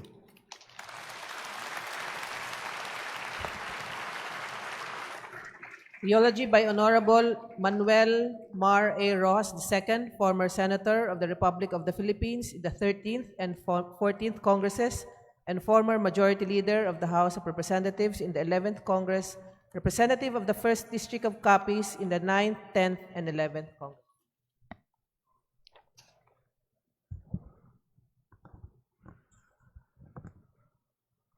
Manay Gina, Toph, Joey, members of the De Venecia and Vera Perez families, Speaker Bojidi, Madam President, distinguished personages, members of the House, ladies and gentlemen, good morning. Manay, thank you very much for giving me the opportunity, and as well to your family, to convey my condolences here and be a part of this tribute for Manong Joe. A lot already has been said. I'll try and start from the other end of the arc. Remember the days when PAL meant plane always late? Before 1992, only some 15,000 passengers flew our skies every day. Last year, 170,000 passengers flew over the Philippines every day, bringing commerce, tourism, and person-to-person contact all over our country. Remember the days when you had to make suhol to get a telephone line? May kaparty line pa. In 1992, there were only 56,044 cellular subscriptions in the whole country, para lang sa may mga may kaya. Last year, there were some 133 million active mobile subscribers, democratizing communication, making it easier, more reliable, and cheaper and enabling business and livelihood and learning all across our country. Remember the days when we had 12-hour blackouts and constant power outages. In 1992, we had a highly concentrated, state-dominated monopoly in power generation, transmission, distribution, and exploration. Since then, we enabled the entry of independent power producers, the BOT mechanism for mobilizing private resources towards public goods, the foundations for EPIRA, and so on. Now, we have greater stability in power supply, the interconnection of Luzon, Visayas, and Mindanao, and more capital and technology entering the sector. And so on, in the fields of shipping and ports, the downstream oil industry, banking and finance, selected manufacturing, trade and tariffs, water services, strategic assets like Fort Boni, BGC now, PNB, Petron, National Steel, and even the devolution to local government. All these did not happen just like that. All these needed the long, tedious, painstaking processes of legislation, IRRs, government issuances, the messy sausage-making of government. All these needed a shepherd, a mechanic, a visionary, a leader. All these required a JDV. JDV put the bones, meat, and sinew into Philippines 2000. From monopolies, we got competition. From price controls, market pricing. From capital entry restrictions, private and foreign investment. From the sick man of Asia to a Philippines with a better future. The legislation he led, enabled, and supported unleashed the energies of our people and gave our country a better than even chance at modernity. The battle cries of liberalization, deregulation, privatization, and devolution were operationalized and birthed into being through Joe D.V.'s commitment and efforts. In this very hall, September 1, 1993, some 33 years ago, JDV administered my oath as a freshman member of the House. You might say I was then an ambivalent, in-transit politician. I was a reluctant panakipbutas, a compromise candidate to fill the seat vacated by my brother Dingoy, who died of cancer earlier in the year. I was a neophyte, and because I came in through a special election together with Manong Edel Amante of Agusan, I didn't have an office, committee assignments, friends, batchmates, nor did I know the workings of Congress. But I soon learned there was free merienda every afternoon at the South Lounge. Soon thereafter, Manong Joe called me to his office and said, "You don't know me, and you are new here, but I will help you, and if you learn and work hard, you can do many good things for our people." Thereafter, because of my background in venture capital and investment banking, he began the process of creating a subcommittee for entrepreneurship under the Committee of Trade and Industry. I demurred and even protested, but Manong Joe said something that I will always remember to this day. Everyone deserves a place under the sun. It was his way of motivating and encouraging me and all that he worked with. And I saw how, starting with but a few congressmen, he crafted this principle into the juggernaut Rainbow Coalition that produced one of the most consequential and successful legislative agendas in our country's history.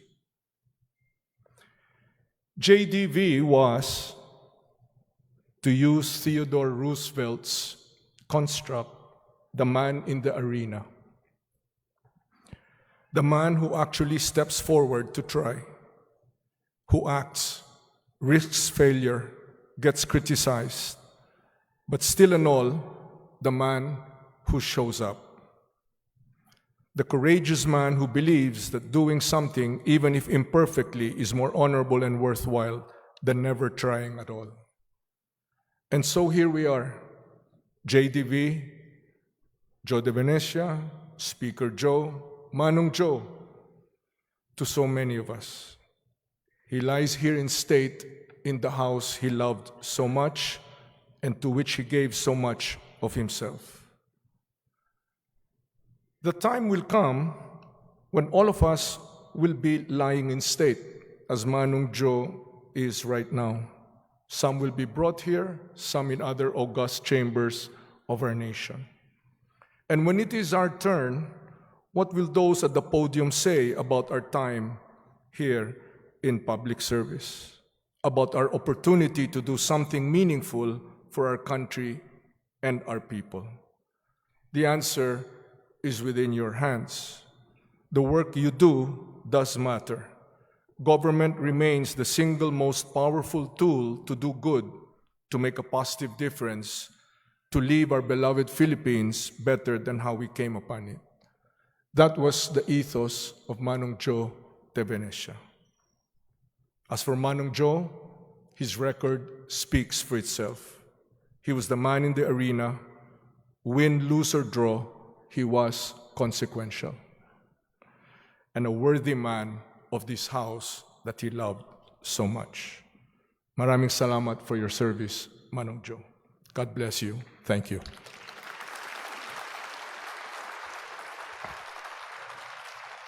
Eulogy by Ambassador Teodoro L. Locsin Jr., Ambassador of the Republic of the Philippines to the United Kingdom of Great Britain and Northern Ireland, and concurrent jurisdiction over Isle of Man and bailiwicks of Guernsey and Jersey.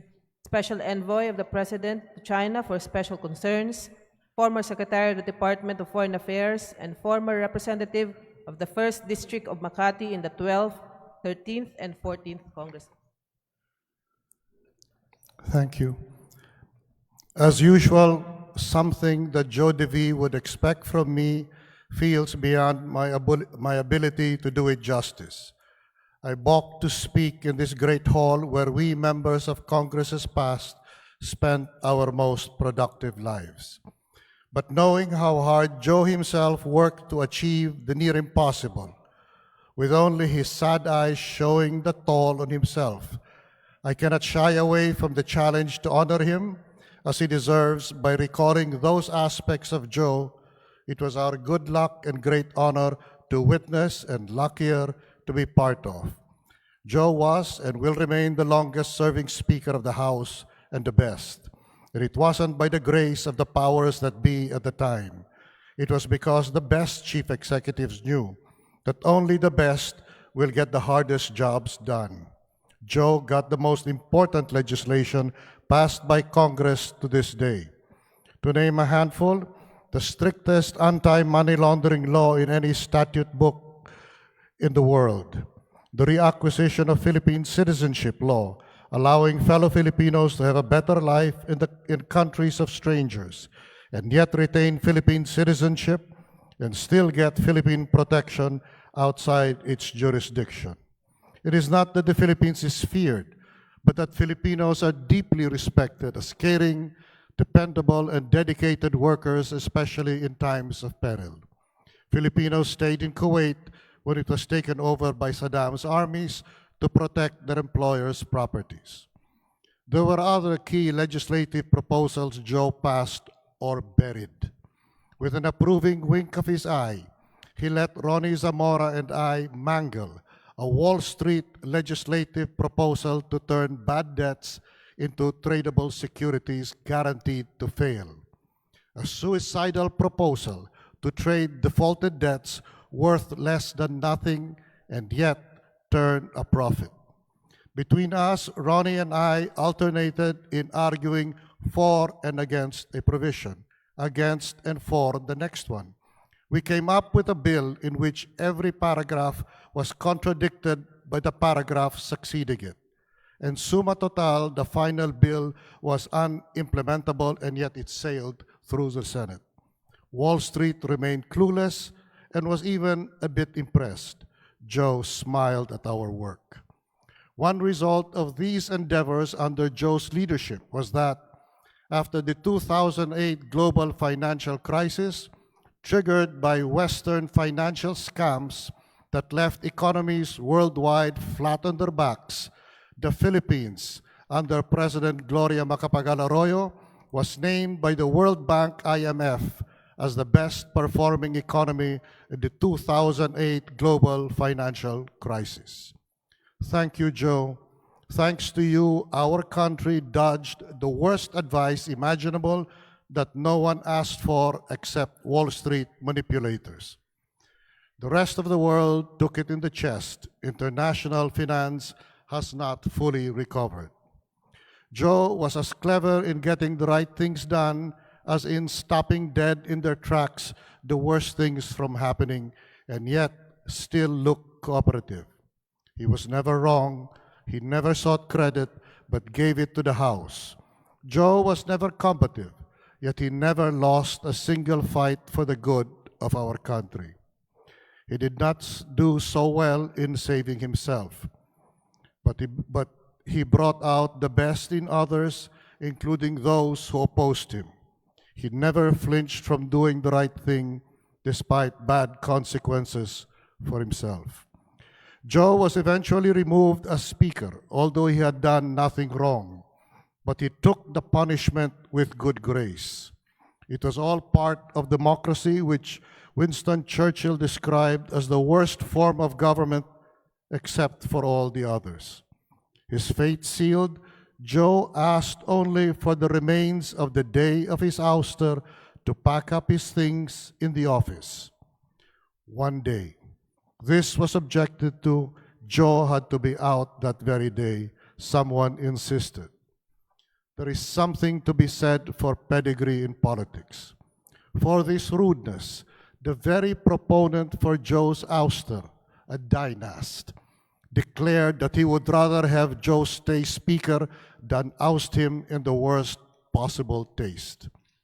The voting process proceeded, less to confirm a foregone conclusion as to convict for deep ingratitude those Joe had helped the most, and yet they meekly voted against him. That blow left a crack in Joe's stout heart and started his slow descent to the state we are here to mourn today, the passing of a longtime warrior who soldiered for a working democracy with no weapons, but a soft heart and wide open arms to keep consensus and achieve reconciliation. The short Latin for it is et tu brute, as knife after knife plunged into Joe's small back so the blades were squeezed together. But as far down as Joe was meant to fall, that high up he rose in everyone's esteem. His exit was, like his long tenure, pure class. No one else could pull it off like he did. Goodbye, Joe. Goodbye, our friend. Thank you. Thank you for catching me when I tripped and fell on my face in temper tantrums. He did the same for all his boys and girls in the house, in power or in opposition regardless. Wait, I forgot. I want to end on a happier note. When Joe was still Speaker, warrants of arrest were to be served on certain members of the House for their political views. Joe met the warrant servers at the entrance to the House. "Don't you dare cross the threshold of the House of the people," he said.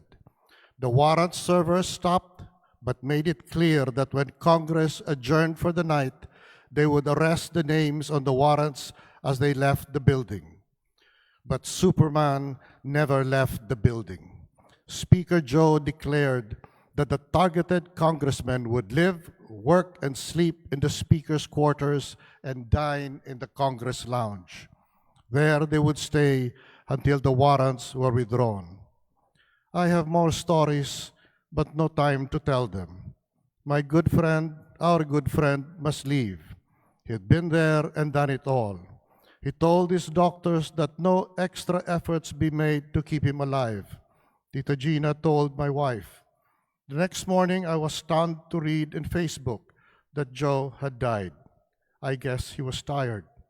I cannot find it in my heart to further delay his long-deserved rest from unflinching and unmatched service to our country. Goodbye.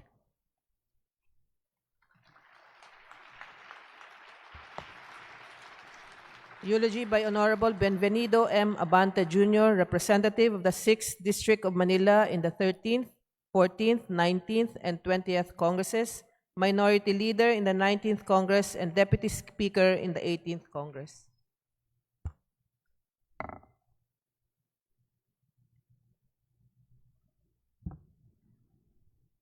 Magandang umaga po.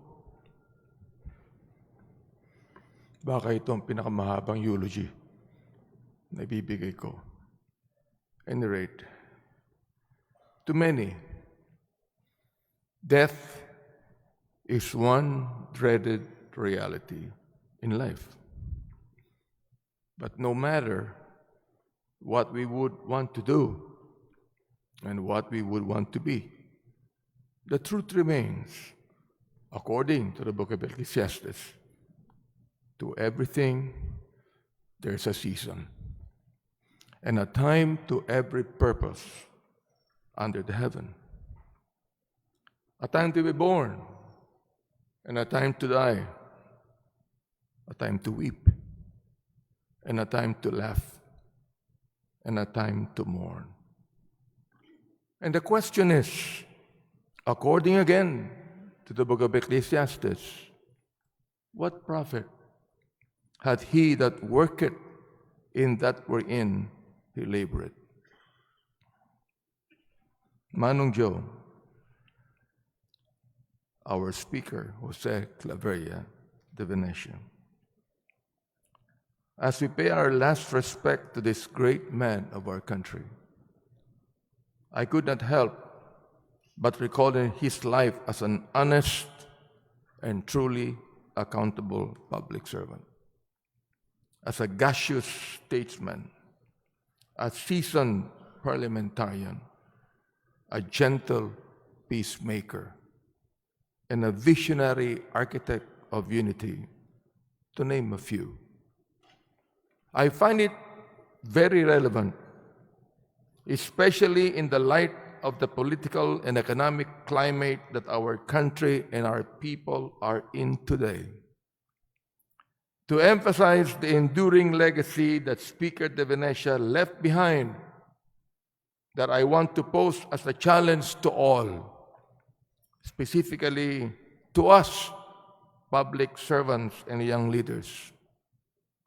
Unlike many today, Speaker de Venecia built instead of destroying bridges of unity and understanding, sacrificing self and gain. Indeed, the life of Speaker de Venecia is a unique example of a life well lived.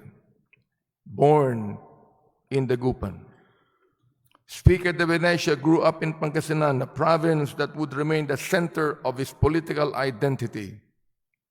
He studied journalism at Ateneo de Manila University and later transitioned into business, becoming involved in public affairs before entering the political arena.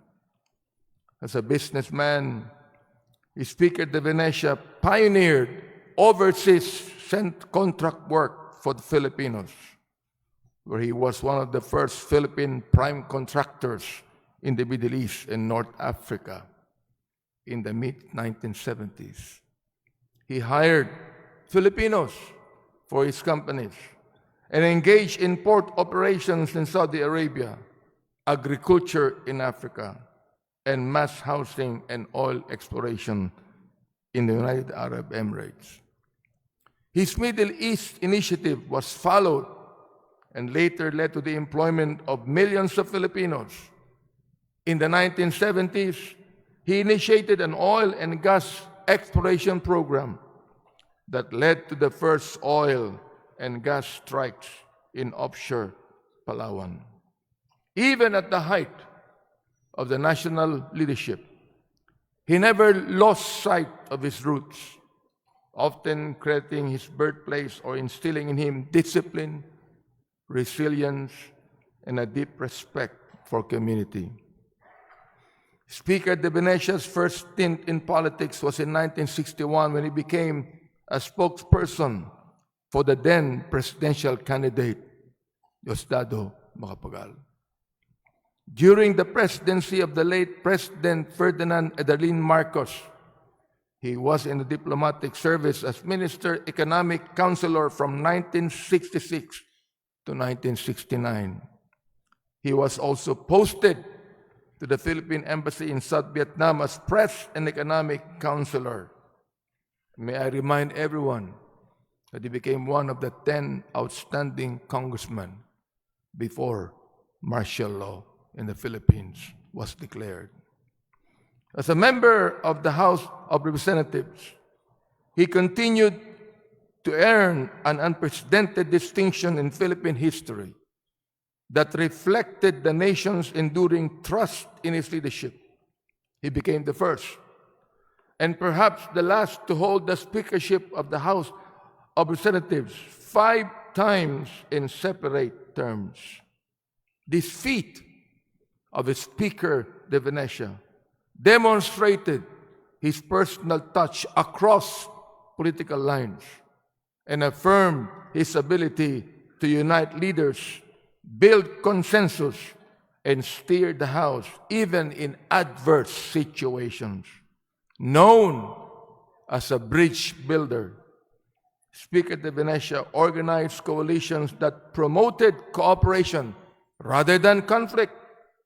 His leadership was transformational instead of transactional, and service-oriented, spirit-oriented instead of self-oriented. He viewed that progress is achieved when leaders work in unity of purpose with respect. He was also a steadfast advocate for peace, engaging in efforts that pursued negotiation and understanding to resolve long-standing conflicts. Speaker de Venecia, as I remember him, was a champion of interfaith dialogue, urging the United Nations to adopt initiatives aimed at bridging the gap between Islam and the West, resulting in the adoption of the UN General Assembly Resolution 59-23 on inter-religious cooperation in 2004. As you well know, I have been a pastor and a bishop for the past 58 years. He co-founded the International Conference of Asian Political Parties, which brought together political parties from across Asia to promote dialogue and cooperation. He co-founded the Asian Parliamentary Assembly to foster cooperation among Asian nations and served as a leader in the ASEAN Interparliamentary Organization. As the international co-chair of the Universal Peace Federation's International Association of Parliamentarians for Peace, he advocated for integrating spiritual and moral principles into global peace-building efforts. He initiated a Debt for Equity program, a proposal addressed to the UN, IMF, and Paris Club, which aimed to allow developing nations to convert debt into funding for anti-poverty and climate change projects. Beyond this august chamber was Speaker de Venecia's quest for peace and unity. He is an architect of unity. To name a few, he was a peace envoy of former President Fidel V. Ramos. He reached out to insurgent groups. He crossed Africa's Sahara Desert twice to meet the Libyan leader Muammar al-Gaddafi. He journeyed to the Netherlands to meet with self-exiled leaders of the National Democratic Front and the New People's Army.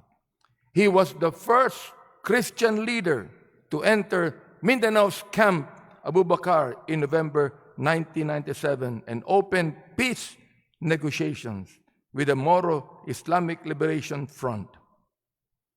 During his tenure, the House of Representatives advanced legislative agendas that included economic policies, privatization initiatives, and institutional reforms. He conceived and implemented the historic dollar remittance program for overseas Filipino workers worldwide. He authored landmark laws aimed at providing the country's policy framework for economic, financial, and social reform programs.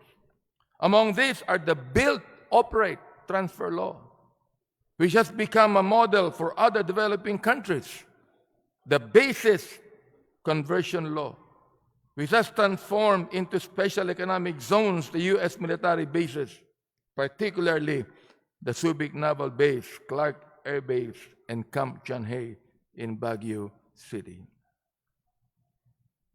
In 2005, this humble representative was privileged to be included in the official travel of Speaker de Venecia in South Africa. I consider that to be a divine appointment, as the Speaker invited me to ride in his limousine. Feeling the burden, and instead of talking about the purpose of our travel or other matters, I invited him to the Word of God.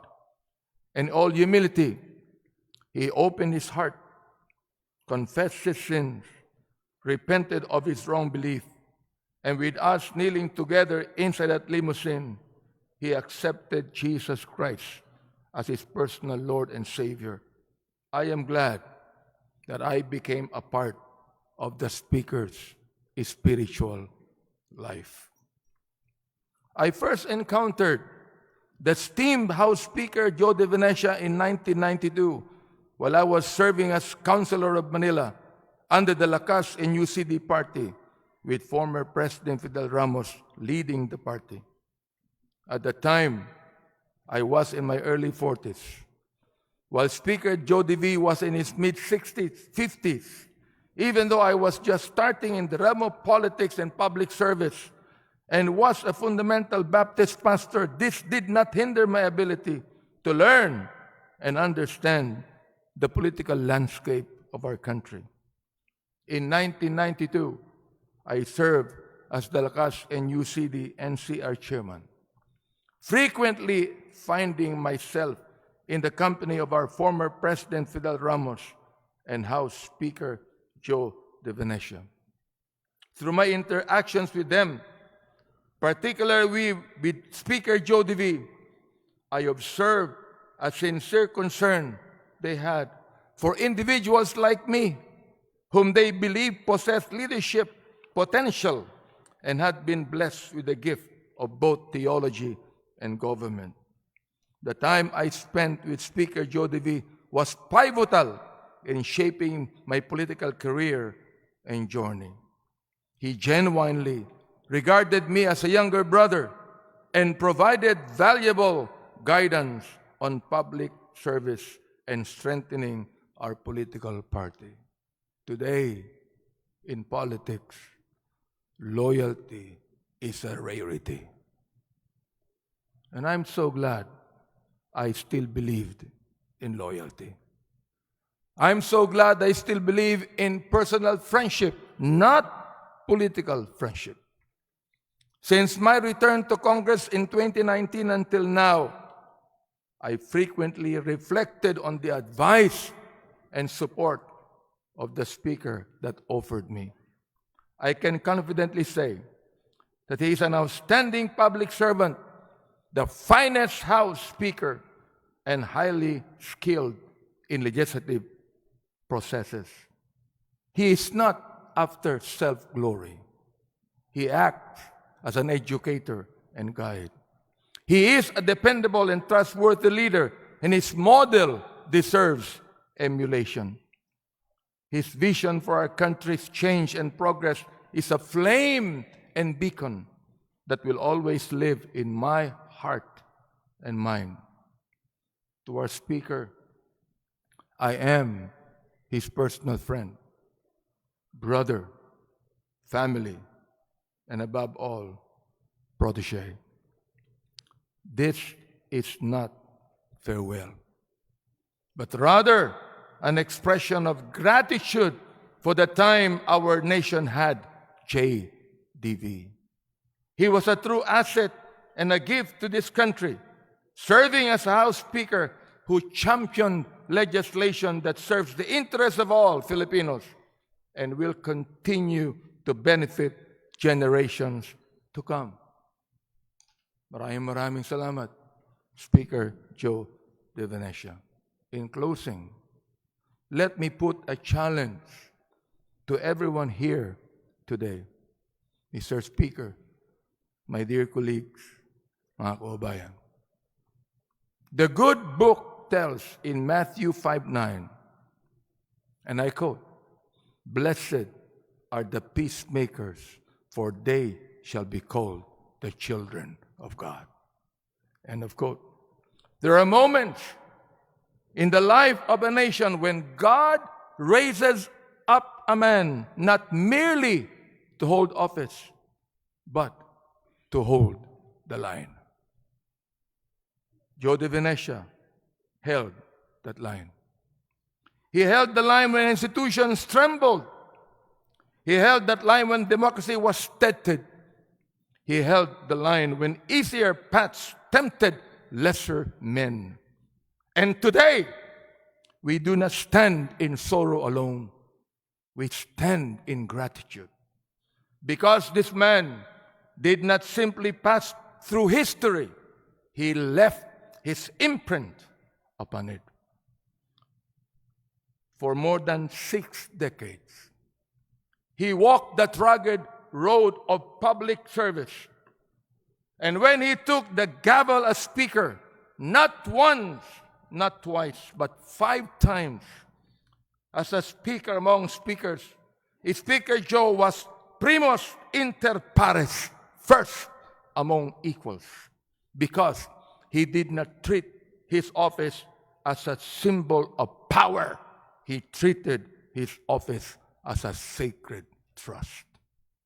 He understood that the House of the People is not theater for ego. It is a workshop for nation building. Under his leadership, laws were not mere paragraphs and provisions. They were pillars.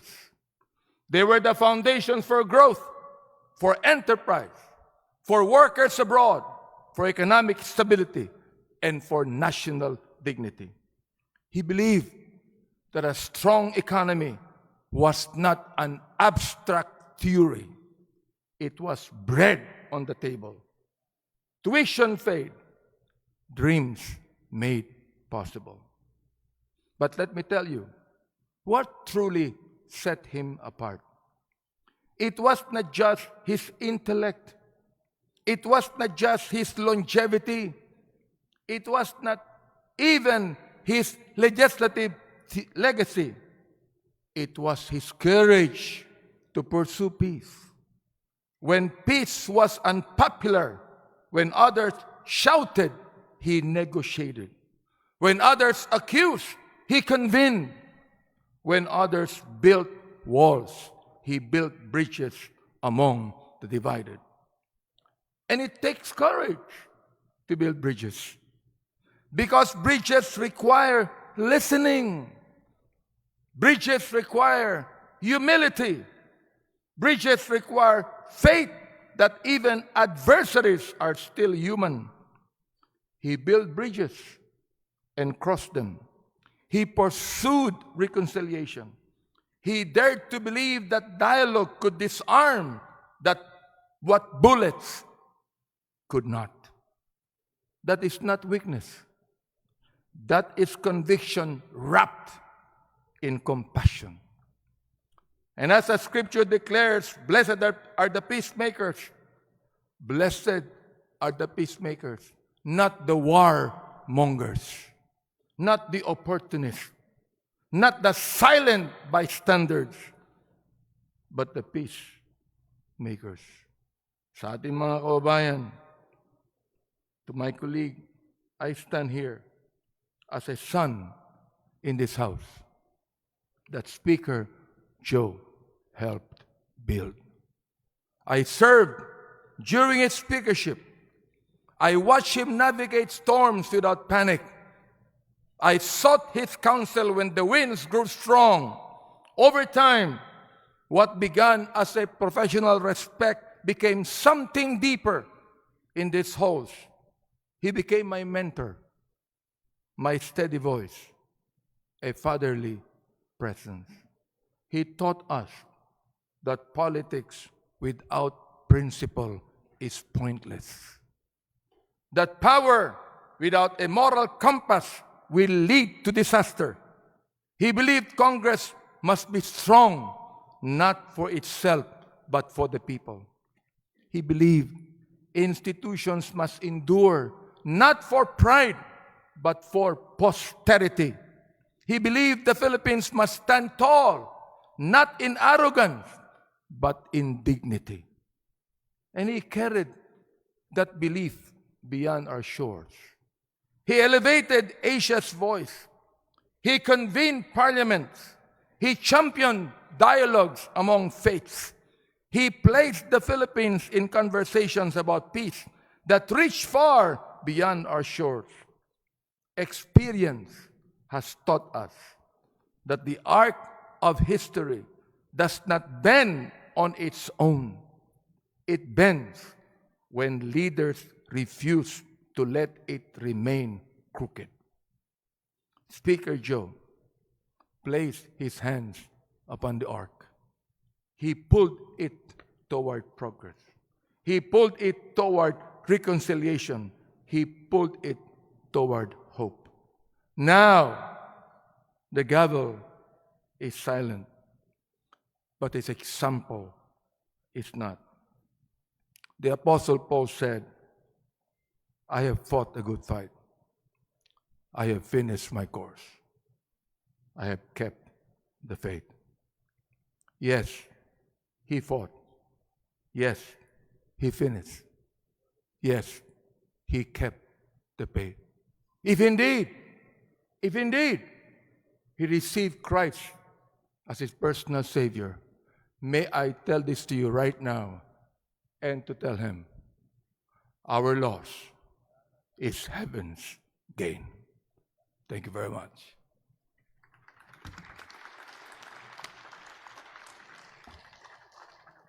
Eulogy by Honorable Robert Ace S. Barbers, former representative of the 2nd District of Surigao del Norte in the 11th, 12th, 13th, 17th, and 19th Congresses.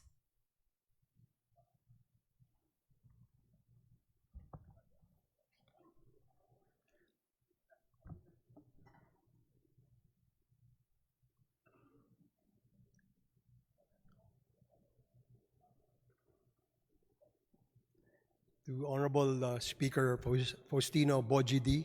III, former President Gloria Macapagal Arroyo, to our former primus inter pares in the House of Representatives, to our former colleagues in the House, our honorable senators and cabinet secretaries, at sa lahat po na nagmamahal kay Speaker Joe de Venecia, magandang umaga po sa inyong lahat. At the onset, let me convey my deepest sympathies and condolences to the De Venecia family, most especially to Tita Gina, to Toff, to Joey, and the Vera Perez clan too. Tito, sa ating pong lahat na nagbibigay pugay at nagbibigay ng huling tribute sa ating mahal na public servant, magandang umaga po ulit sa inyong lahat. When I was asked to deliver a eulogy, I immediately tried recalling my personal countless memorable encounters with the former speaker. And while I was scribbling down all these experiences I had with him, I said to myself, baka mas mahaba pa yung sasabihin ko sa sinabi ni Congressman Abante. Or mas mahaba pa sa sinabi ni Senator Mig Zubiri. But just the same, I'd like to give this tribute because this man is a man that I deeply respect and adulate. In fact, sabi ko nga sa sarili ko, how would I ever pay tribute and honor to Speaker Jose de Venecia? So I made my short speech hoping that I can do justice in paying a tribute to the life of this remarkable person. Speaker Jose de Venecia Jr. The man who was called by many names, monikers, either seriously or comically by his fans and detractors alike. He was not someone out to please everyone. He is in fact a multifaceted person, a public servant, peacemaker, and a leader.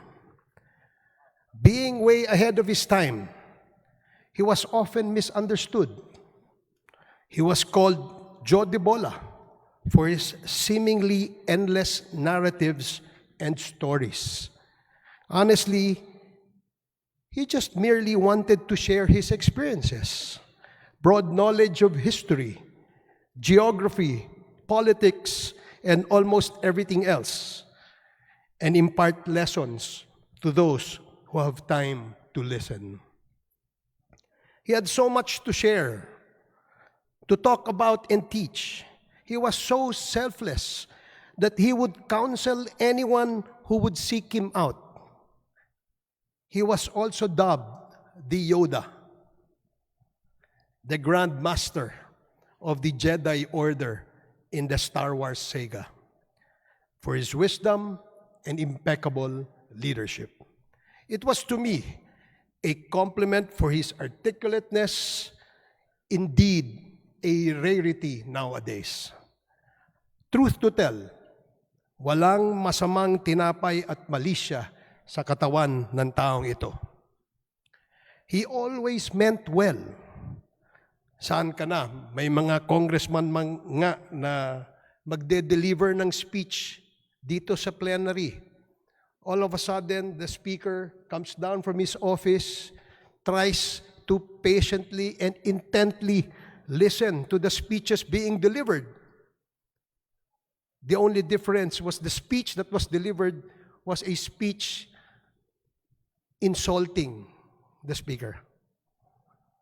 Nakakagulat because after the speech is delivered, he would come up to the person who delivered the speech and embrace them and say, "My favorite congressman," after hearing all those nasty words from the speaker. Hindi kayang tularan yung ganung karakter, mga kaibigan. It was simply a character that of Speaker Joe de Venecia. He will sincerely talk to them right there and then until they understood him. He never harbored ill feelings towards anybody. He acknowledged and accepted his shortcomings. He made amends, compromises, and built relationships. He he valued friendships, nourished and cherished them. I never saw bitterness, anger, and frustration in him. Instead, it was his calm demeanor and forgiving nature, the strength of character, the wisdom and brilliance, the genuine desire to serve. And those are the things that I will always remember him by. He was indeed the consummate politician, and for good reason. He used his gift and skills to bring meaningful and lasting positive changes to the nation and to the people he served.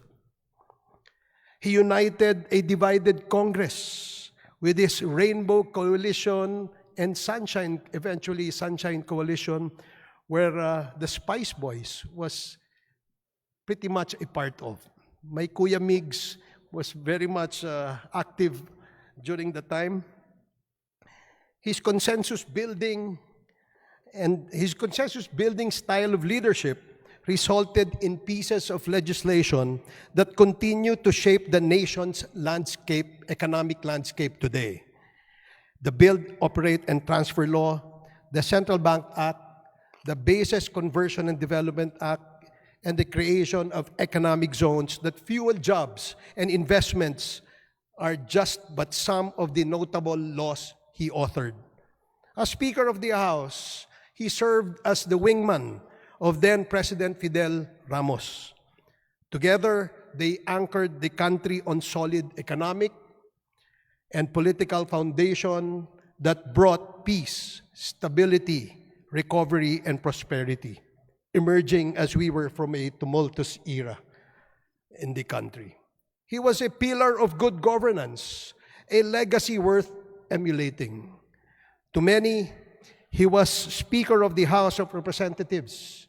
To our nation, he was a brilliant legislator, a visionary leader, and a tireless peacemaker. But to me, he was more than his titles. He was always my Tito Joe, wise, warm, generous with his counsel, and always thinking of the greater good of the Filipino people.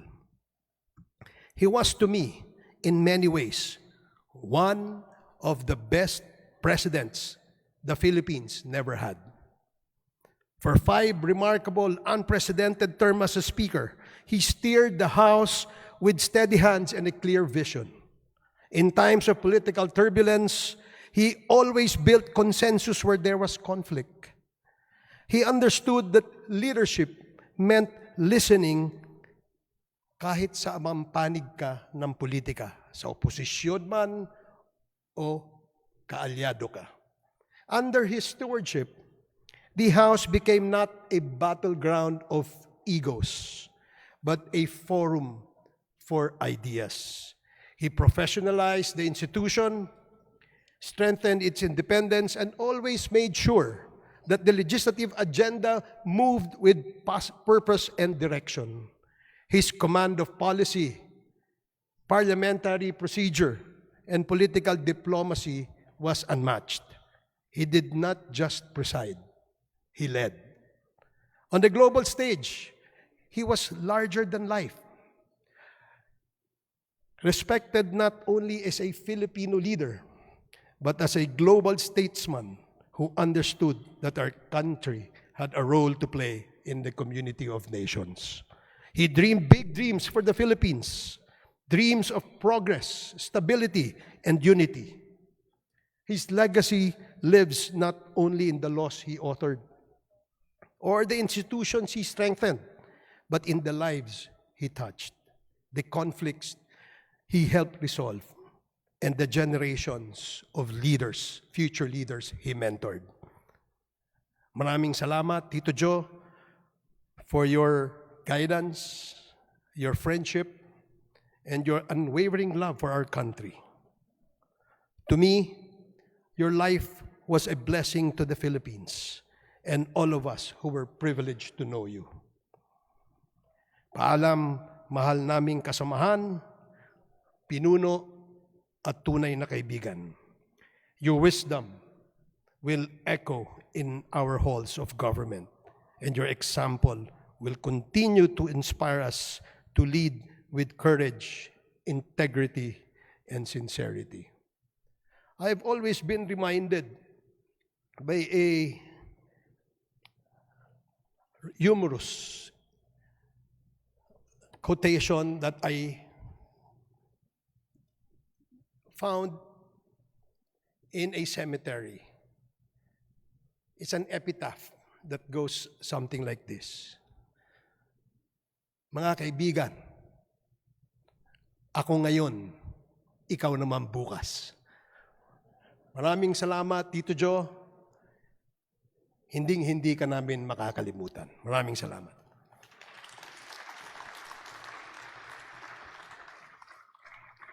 Eulogy by Honorable Ferjanel G. Biron, MD, Representative of the 4th District of Iloilo in the 13th, 14th, 15th, 17th, 19th Congresses and Deputy Speaker in the 20th Congress.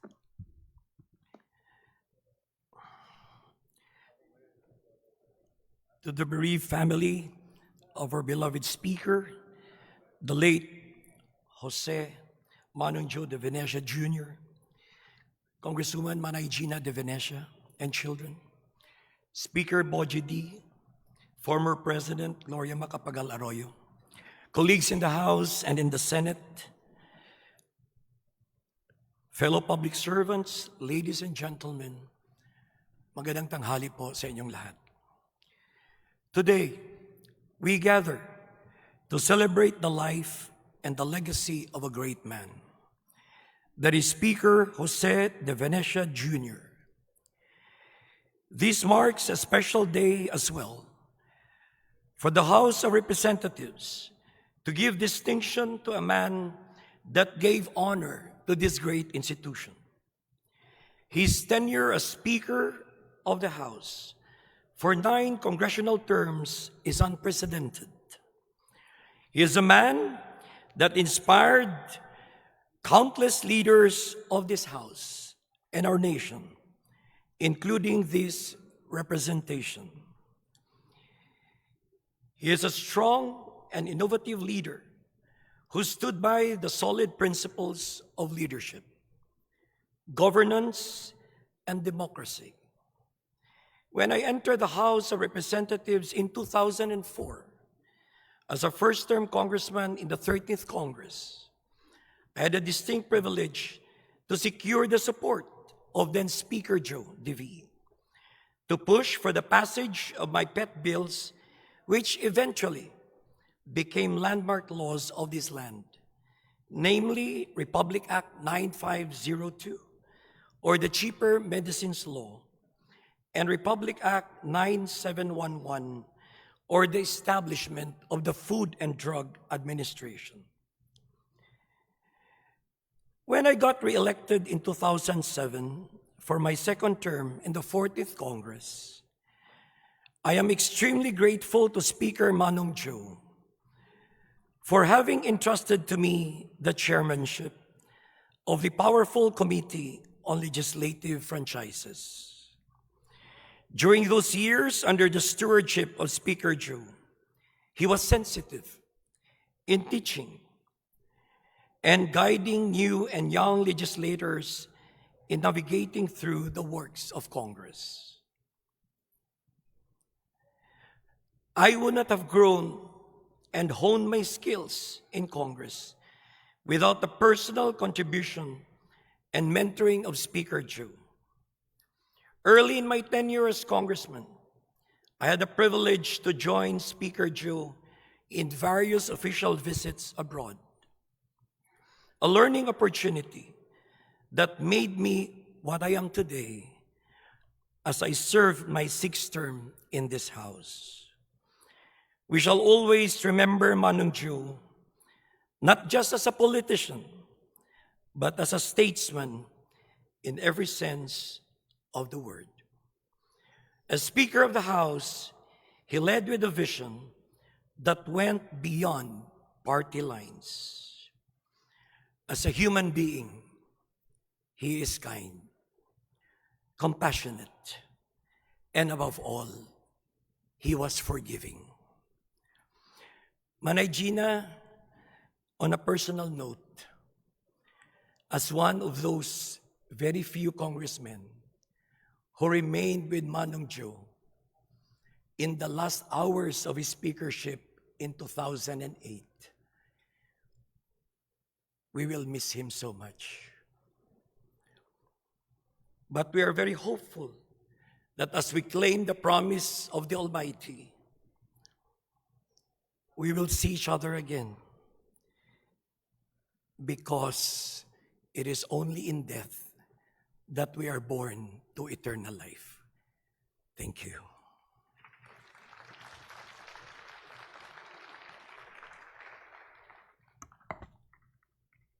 Eulogy by Honorable Mark O. Cojuangco, representative of the 5th District of Pangasinan in the 12th, 13th, 14th Congresses, and representative of the 2nd District of Pangasinan in the 19th and 20th Congresses.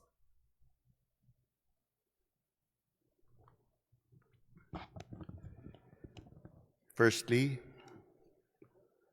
to the family of Tito Joe, most especially to his loving wife, Gina.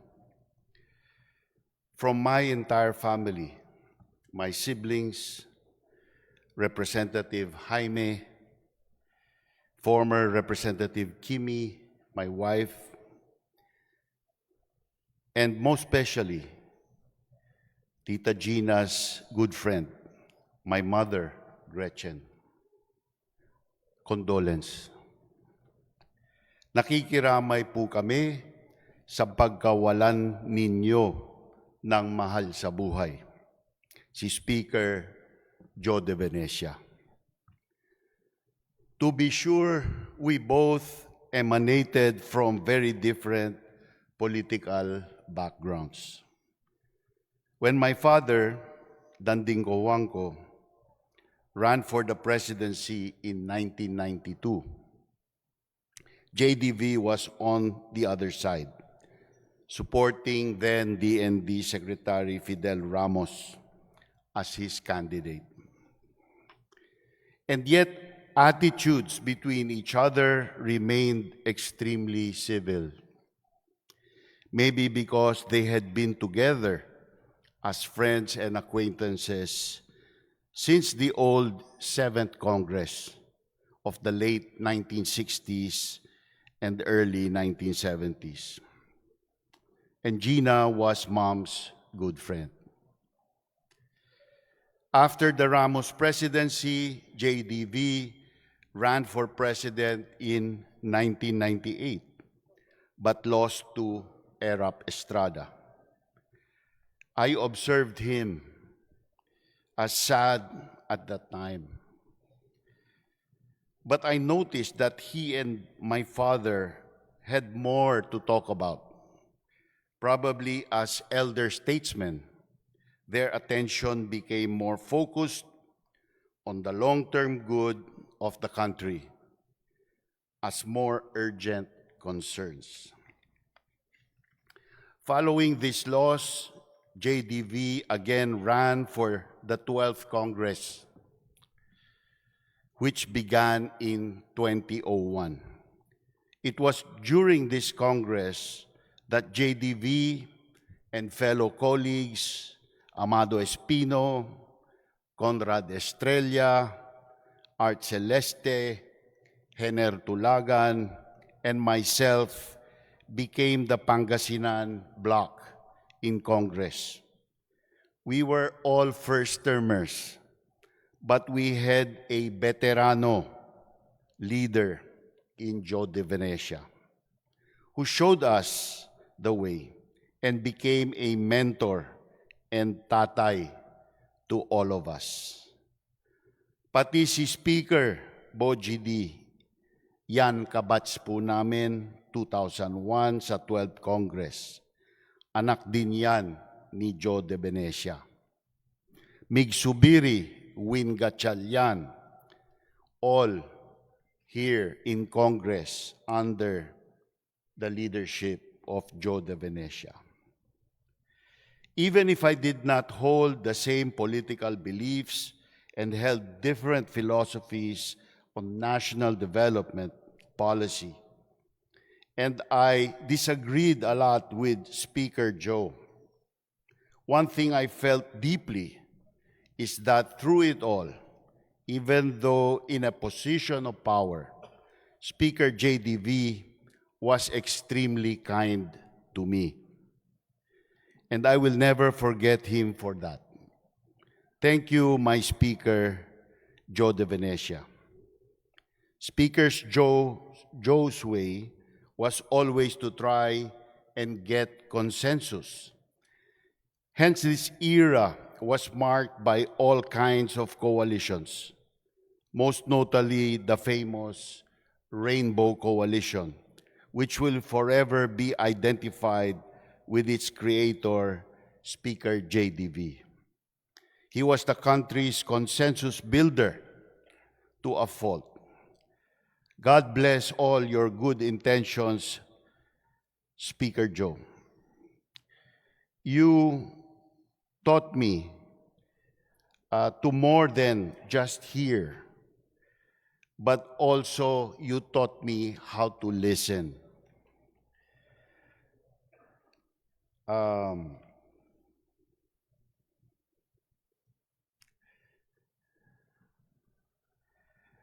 Good intentions did not stop at our borders.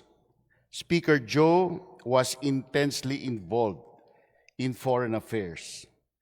It is during one of the IPO missions he organized that I was able to converse and chat with then Representative BBM as we walked the streets of Geneva.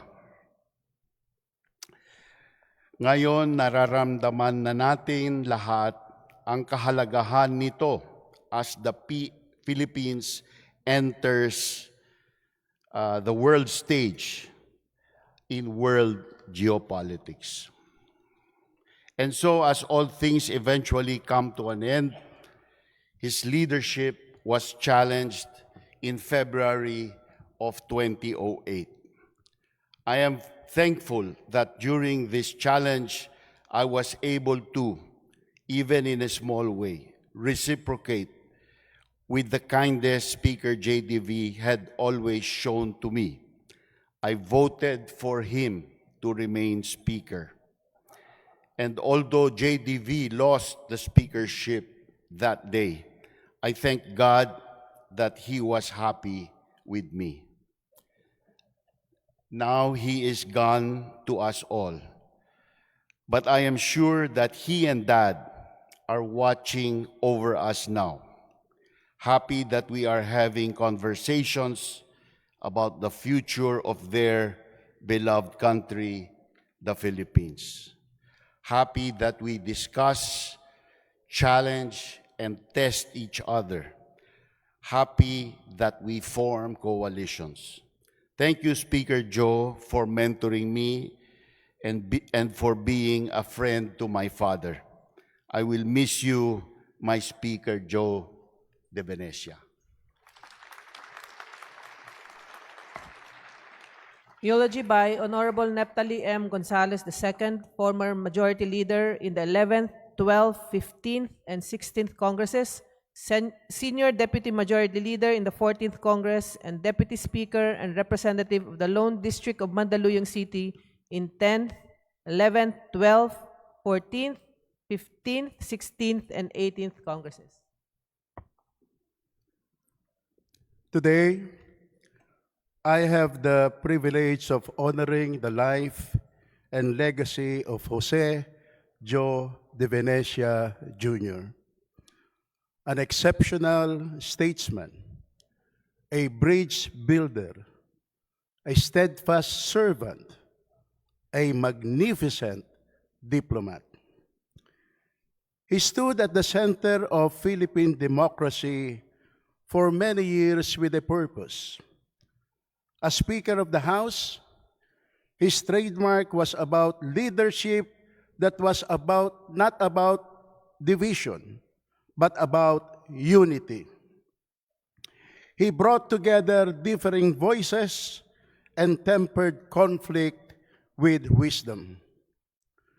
I have worked with him, and I was always in awe at the rare, spatial calm demeanor of his. When the political climate grew heated and tempers flared, he did not rise to match the fever. Instead, he often brought the temperature down. But most of all, he had a way of listening to you that made you feel that like your perspective was the only one that mattered, even and especially when he disagreed with you. He had that special magic of appeasing you. Hindi mo kayang at hindi ka magagalit sa kanya. On a personal note, I was Speaker JDV's Majority Leader during the 12th Congress.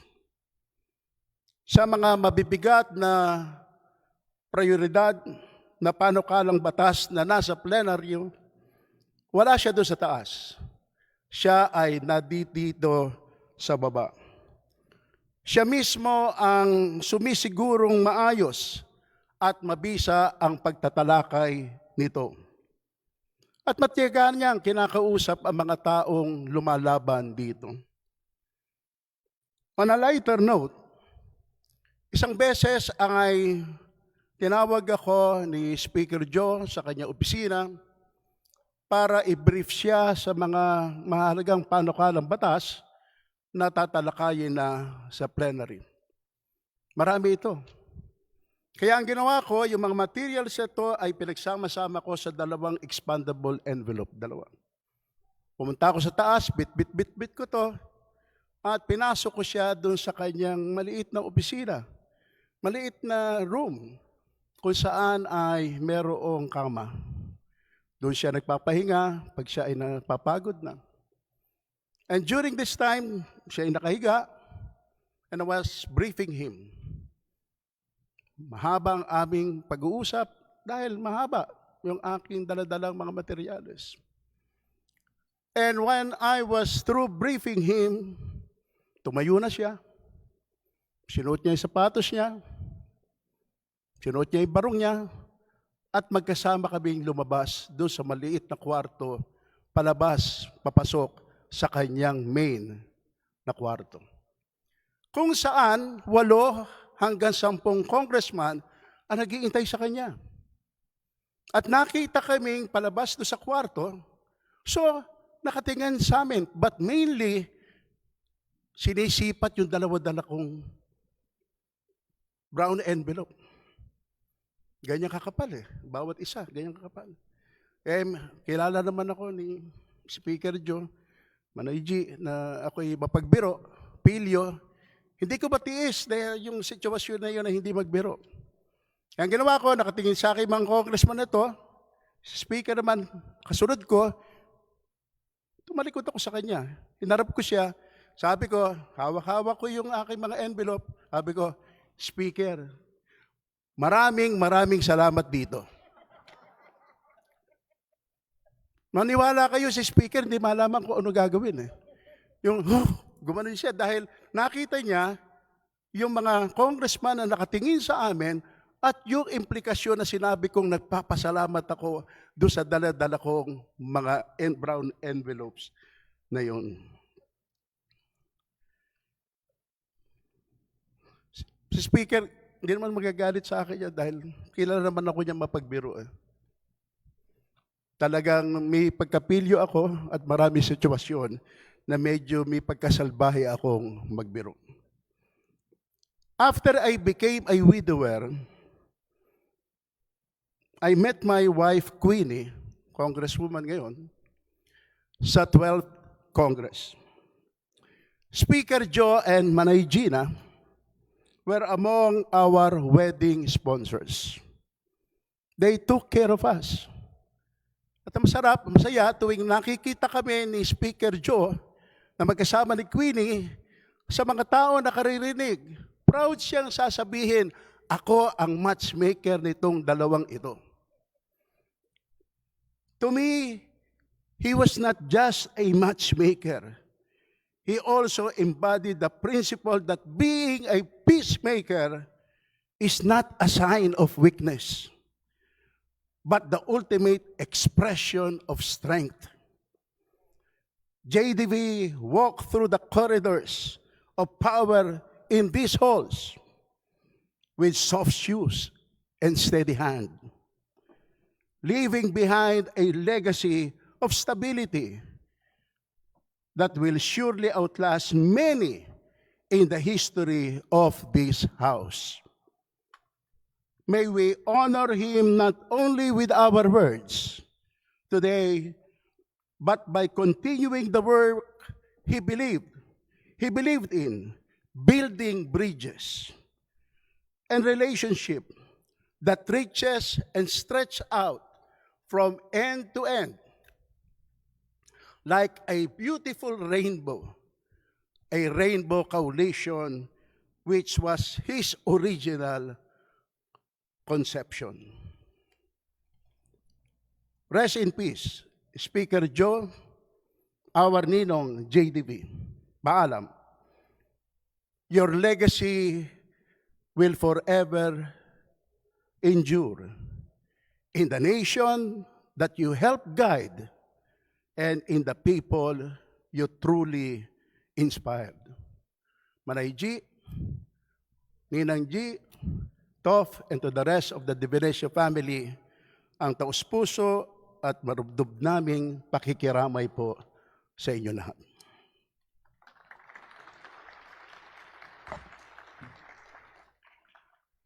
Eulogy by Minority Leader Marcelino C. Libanan, former representative of the Lone District of Samar in the 11th, 12th, and 13th Congresses, and representative of the 4 Peace Party List in the 19th and 20th Congress.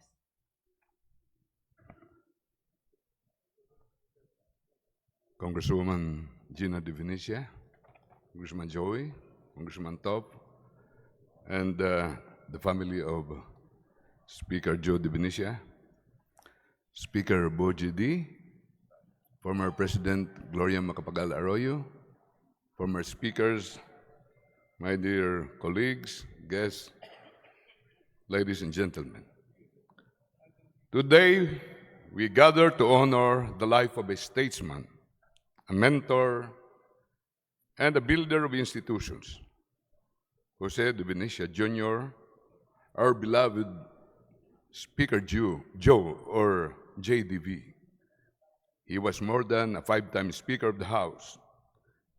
He was a bridge in times of division, a steady hand in times of uncertainty, and a visionary in moments when our nation stood at the crossroads of history. In the annals of the House of Representatives of the Philippines, his name is etched not merely as presiding officer, but as an architect of consensus and a guardian of democratic space. But how do I remember him? I first joined him 33 years ago when I became one of the founding members of Lakas Tao with FBR.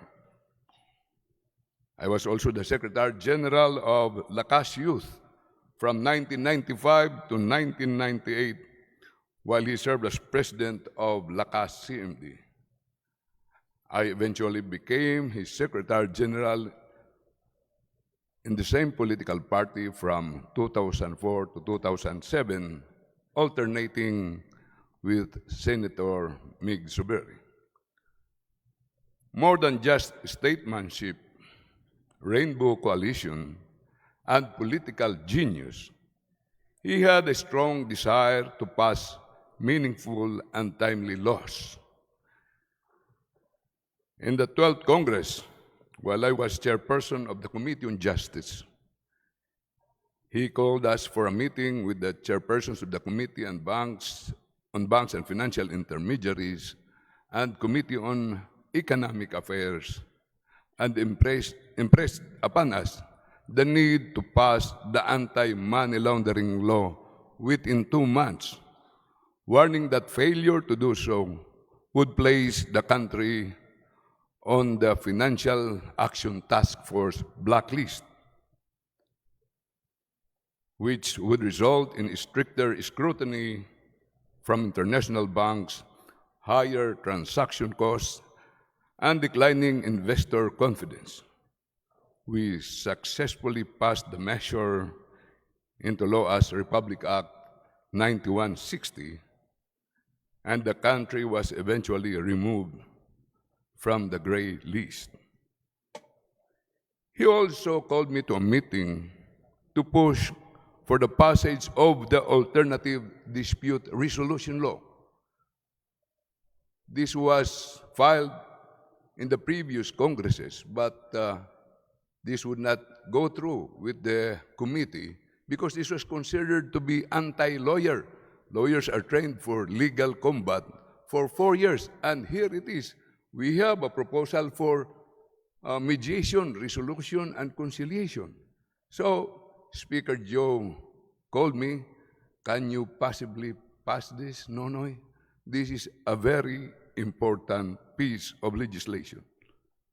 I read about it, researched, and ultimately, this became also a law approved by Madam President Gloria Macapagal Arroyo together with the anti-money laundering law, which became Republic Act 9285, the Alternative Dispute Resolution Law of 2004.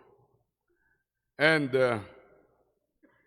it has already resolved more than 300,000 cases in the Philippines in terms of judicial arbitration. We also passed the Retention or Reacquisition of Philippine Citizenship, Republic Act 9225, which benefited more than 400,000 Filipinos already who were able to reacquire Philippine citizenship since 2003.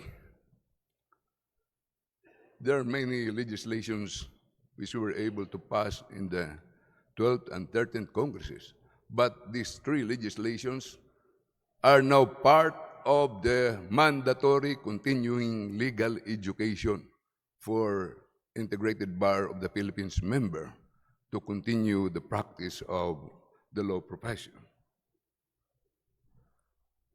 Speaker Joe also knew how to delegate.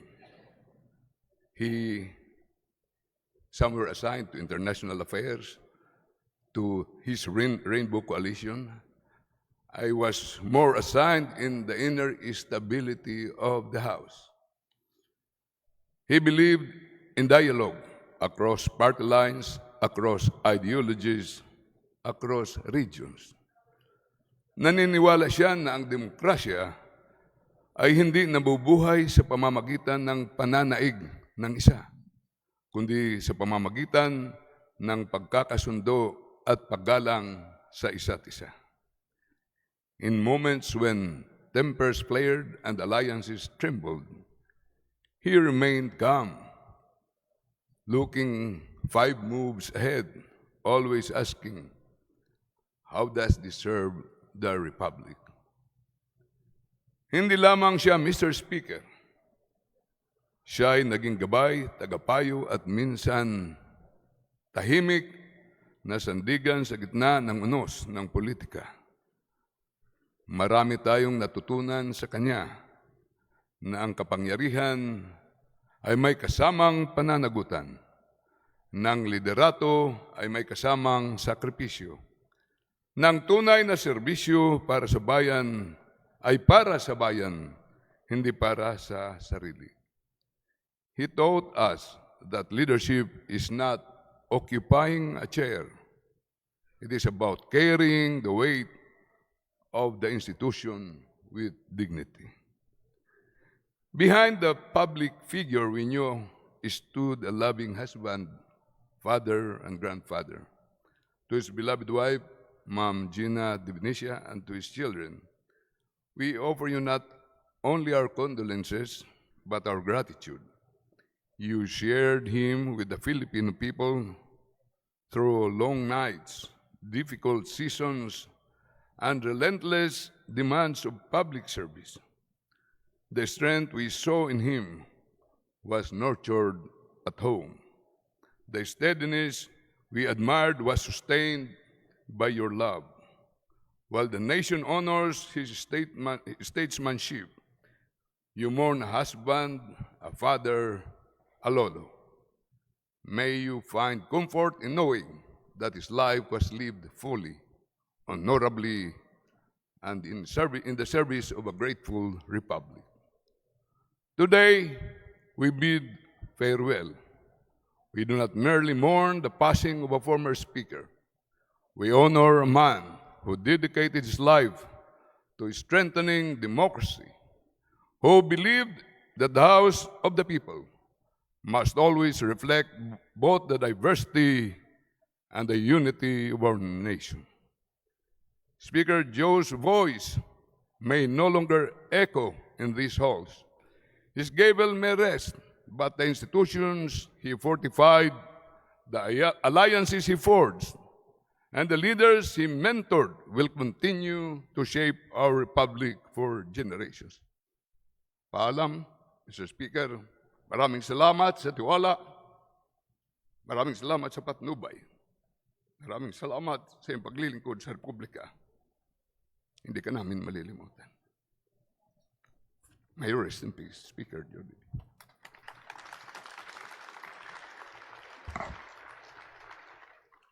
Eulogy by Honorable Rufus B. Rodriguez, representative of the 2nd District of Cagayan de Oro City in the 14th, 15th, 16th, 18th, 19th, and 20th Congresses.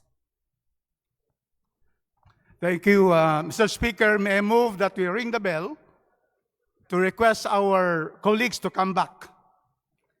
I see a lot of empty seats and our guests. I'm just kidding, Mr. Speaker. Thank you. Speaker Boji D, Chairperson Manay Gina, Chair Toff, Joey, the bereaved family, the De Venecia family, our colleagues and former colleagues in Congress, our foreign dignitaries who are here today, friends. I would like to start with a poem. The poem of John Donne in 1624 entitled, "No Man is an Island." And I will quote the latter part of the poem. It says, "Any man's death diminishes me because I am involved in mankind. And therefore, do not send to know for whom the bell tolls, it tolls for thee."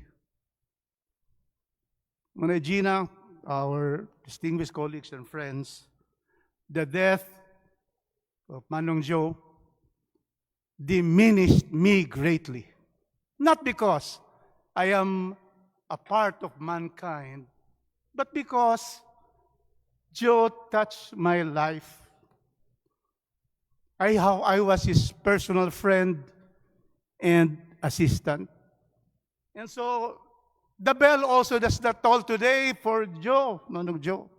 It tolls for all of us to pray for him and for us to know that we are all mortals and mortality is always a fact of life.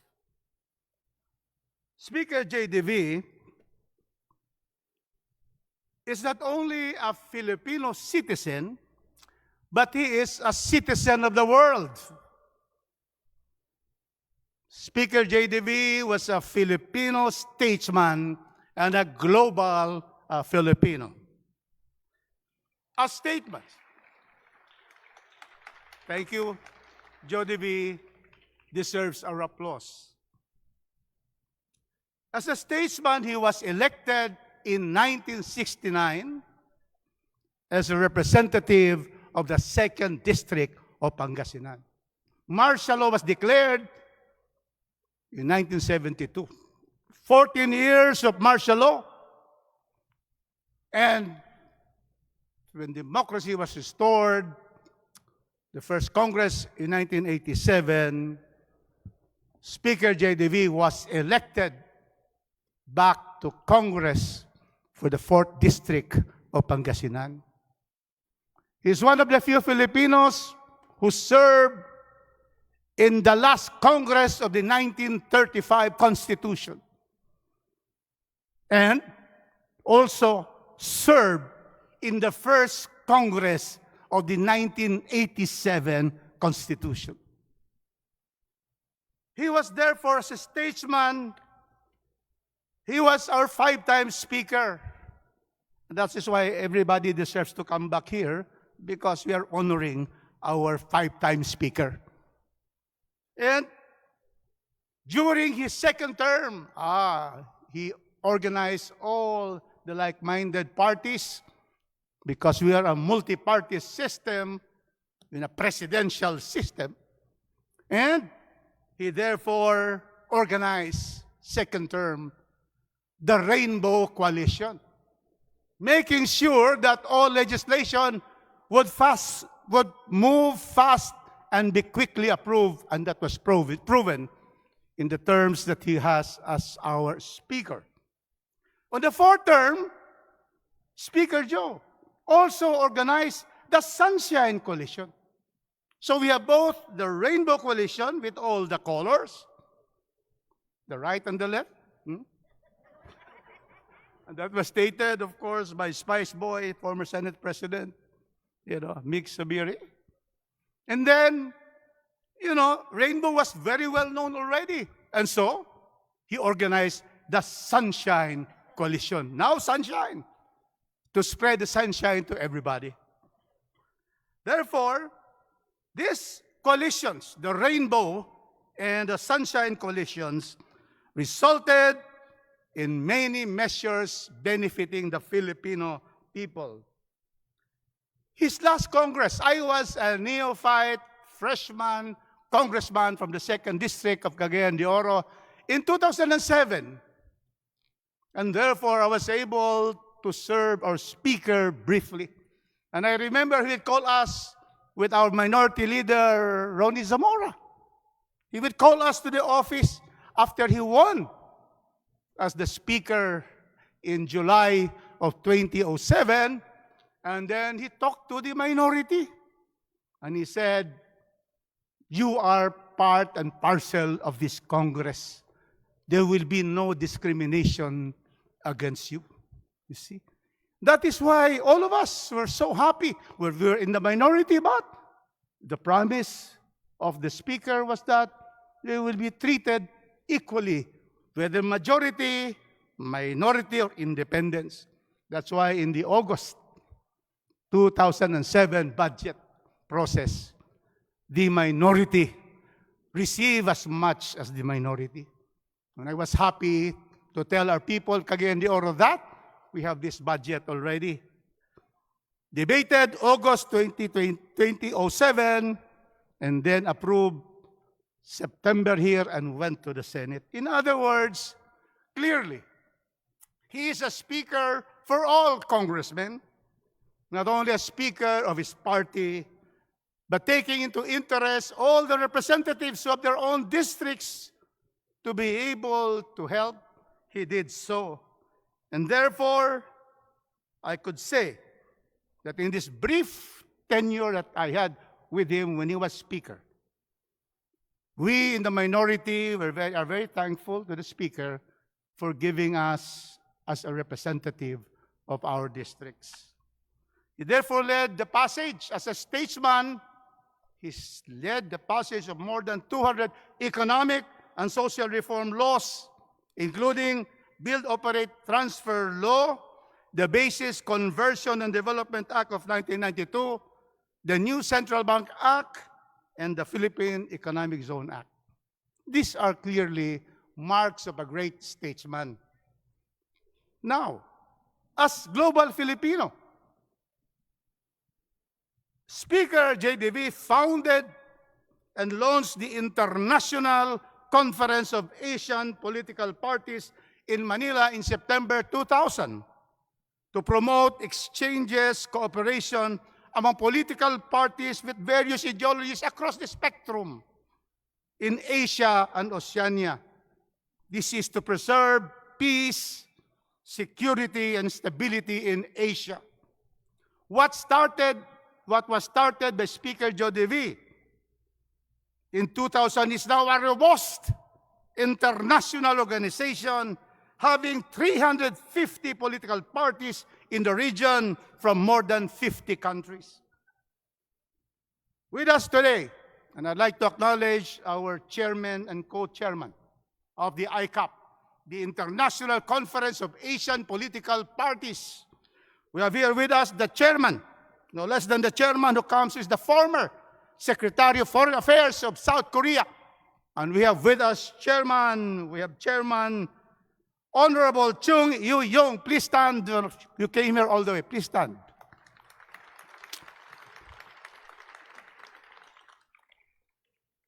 We also have with us the co-chairman.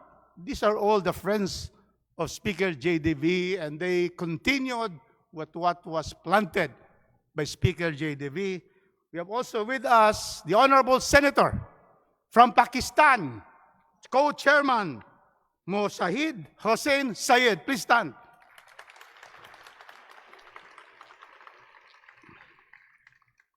From Asia and Oceania, IPAC expanded through partnerships with the European Parliament. This is from Speaker Joe. With the Asia-Europe Political Forum, AEFF. He also reached Latin America and the Caribbean, Speaker Joe. And he had therefore had agreements with the Permanent Conference of Political Parties in Latin America and the Caribbean, COPAL. He reached Africa. Our dear speaker reached Africa because he was able to expand partnerships there in Africa with the Council of African Political Parties, CAP.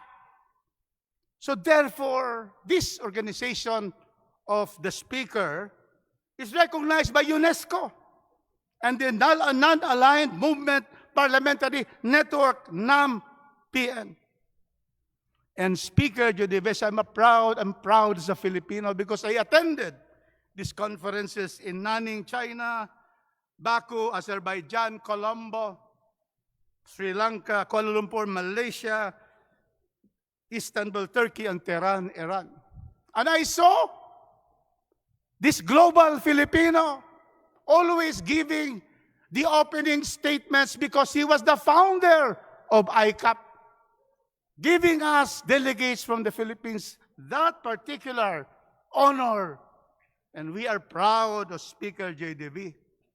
And therefore, we would say that what he has done in the world has been able to put all parties together from 50 countries in Asia and Oceania. And so therefore, it gives me pride as a Filipino that our speaker led in the world stage. And so today, so that we pay our respects to a great Filipino, Speaker JDV, a Filipino statesman and global Filipino. I started my eulogy with a poem. And I'd like to finish also with a poem, this time from William Shakespeare, from Macbeth, the soliloquy of Macbeth. Tomorrow and tomorrow and tomorrow creeps in this petty pace from day to day to the last syllable of recorded time. And all our yesterdays have lighted fools the way to dusty death. Out, brief candle, life is but a walking shadow, a poor player that struts and frets his hour upon the stage, and then is heard no more. Today, we would see that our speaker, beloved speaker, did not just strut and fret his hour upon the stage. He led our Congress 5 times. He had innumerable achievements in the House of Representatives, and the wealth of benefits he gave to the Filipino people and his unparalleled contribution to world peace and security. Speaker Joe, I miss you so much. Our dear Speaker, thank you for the 20 years of friendship and support that you have given me. Rest in perfect peace in the bosom of God Almighty. Thank you very much.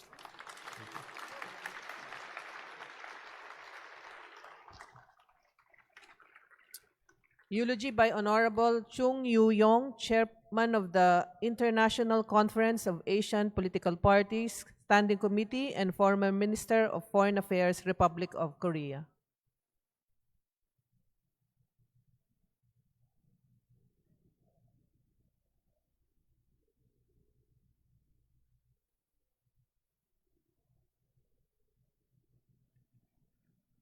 Before delivering my eulogy, I'd like to thank my previous speaker for special recognition of ICAP, the creation of Jose de Venecia,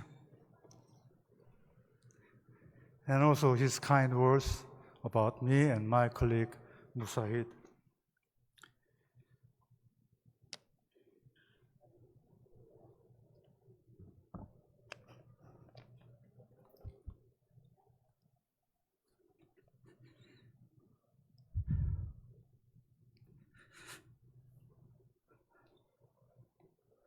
Today, we stand together in profound sorrow.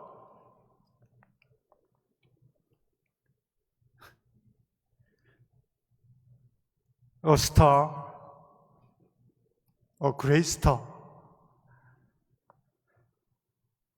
has fallen from our horizon. I extend my deepest condolences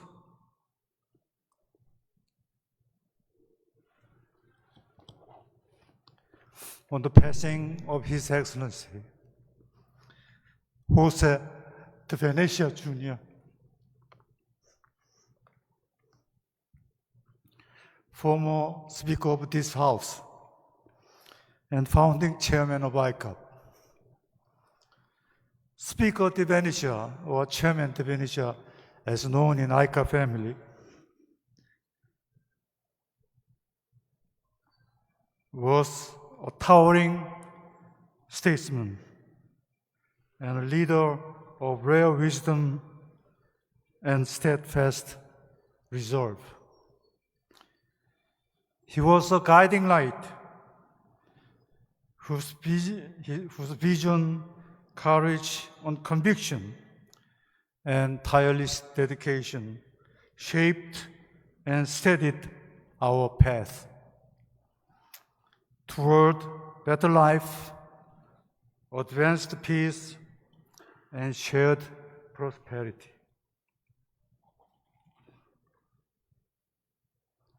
Yet his vision extended far beyond national borders.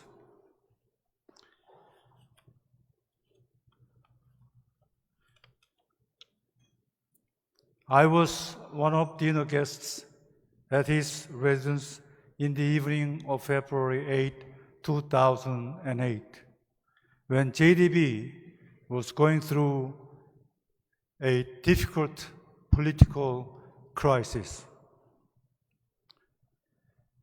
I sensed something serious is happening.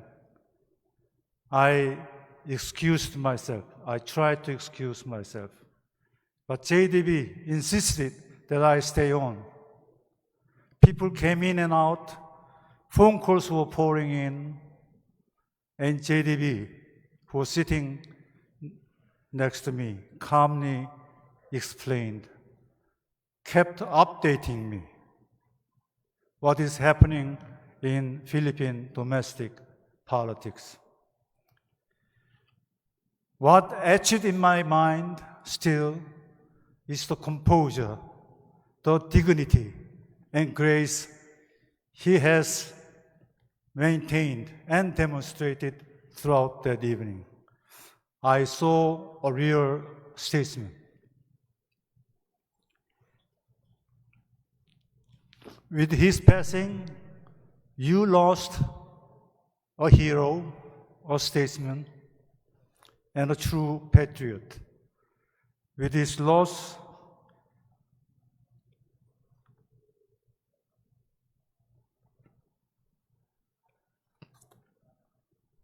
excuse me. With his loss, with his passing, ICAP has lost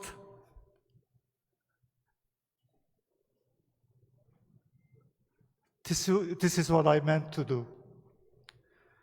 The ICAP has lost the visionary who gave the institution its very life, but also the mentor it could always rely on.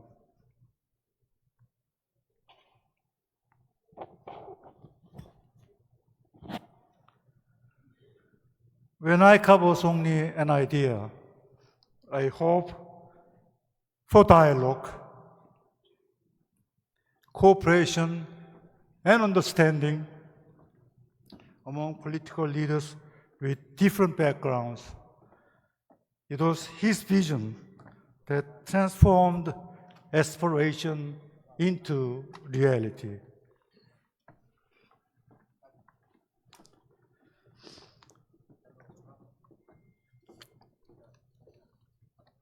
I spent the last quarter century working closely with JDB under his vision and guidance to further institutionalize ICAP.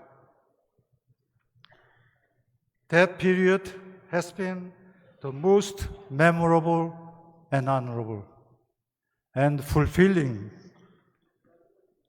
and rewarding chapter of my public life.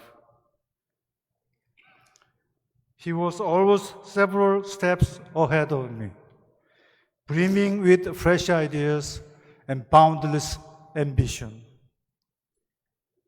Whenever we encountered challenges, he had the wisdom to confront them.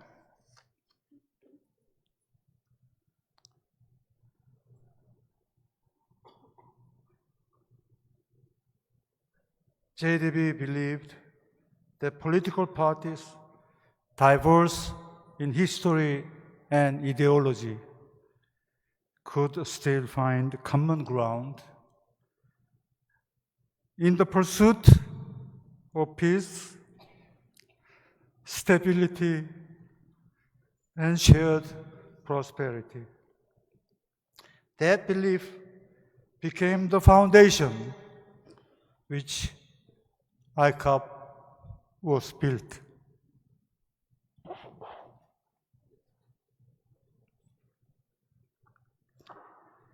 His leadership was devoted to service beyond self, to principle of our politics, and to the enduring dignity of the people he has served.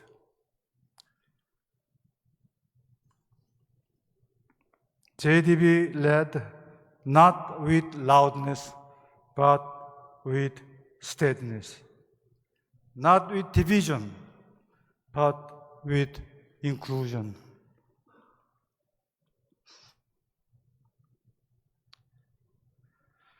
Through changing political landscapes and global uncertainties,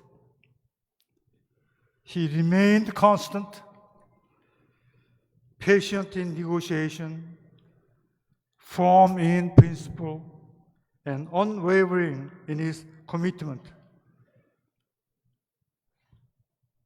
to dialogue across borders and ideologies. He carried ICAP forward with quiet determination.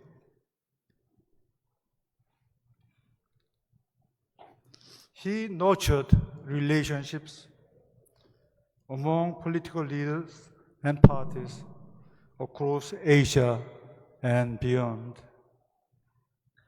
He strengthened trust where there was hesitation. He built bridges where there were gaps. When challenges arose, he taught us that patience and persistence are true instruments to peace and reconciliation. And in doing so, he created a platform that will continue to serve generations to come. Today, ICAP stands as a living testament to his vision. Every bridge we help build among political parties across Asia and beyond carries his imprint.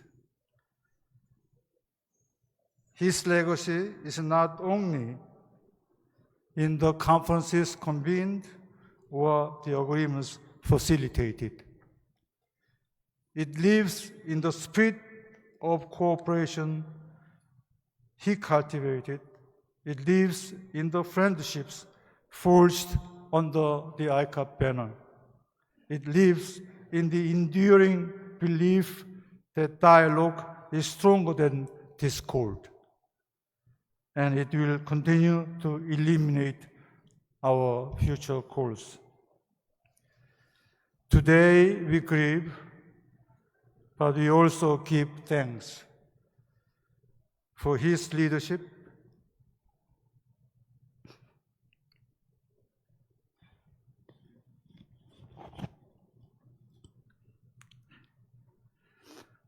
for his wisdom, and the decades of his service.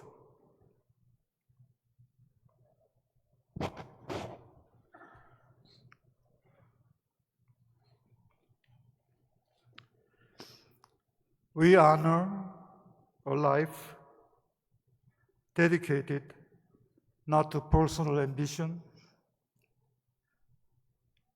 but to collective progress. We bow our heads in respect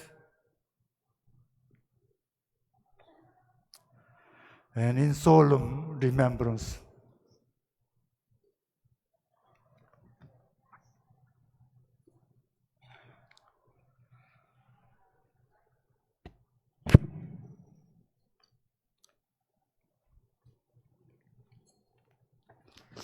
Excuse me. Though his presence will be deeply missed, the institution he built stands as his lasting monument. The principles he championed will remain our compass, and the light he kindled will continue to guide ICAP forward. May we carry his vision with humility. May we uphold his values with integrity. And may we honor his memory not only in words, but in the continued strengthening of the institution he so compassionately built. On behalf of the ICAP family, I convey our heartfelt sympathies to his beloved family, especially Madame Gina de Venecia, our close friend, and who herself played an indispensable role in advancing JDB's ideals in ICAP. And the people and the government of the Philippines and all who mourn this immense loss. May his noble soul rest in eternal peace.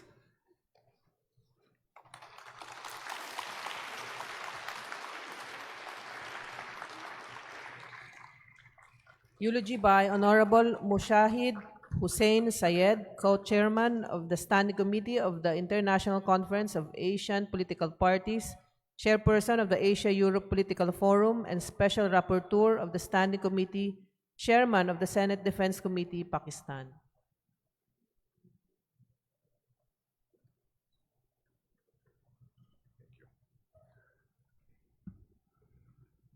Good afternoon, ladies and gentlemen.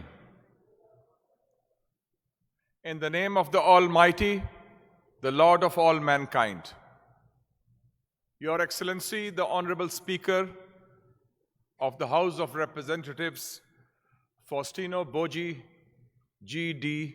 III, Your Excellency, Gloria Macapagal Arroyo, former President of the Philippines, and of course, our dearest Gina de Venecia, an iron lady who stood steadfast like a rock with our beloved JDV through all these years. Thank you for your leadership. It is my great honor to be speaking on this solemn occasion in memory of a unique individual who has carved a name for himself, not just in the annals of the history of the Philippines, but in the annals of Asian history, with his vision, with his grit, with his resilience, and his determination. Remembering him, I'm reminded of my days as a student in Washington, D.C., in Georgetown University, in School of Foreign Service, by the way, like you, madam, where I had the pleasure of listening to a great American president whose quote I always remember, and which, in my view, sums up the character of His Excellency Jose de Venecia. That great American president was Richard Nixon. And Richard Nixon said, "You do not lose when you are defeated. You lose out when you quit."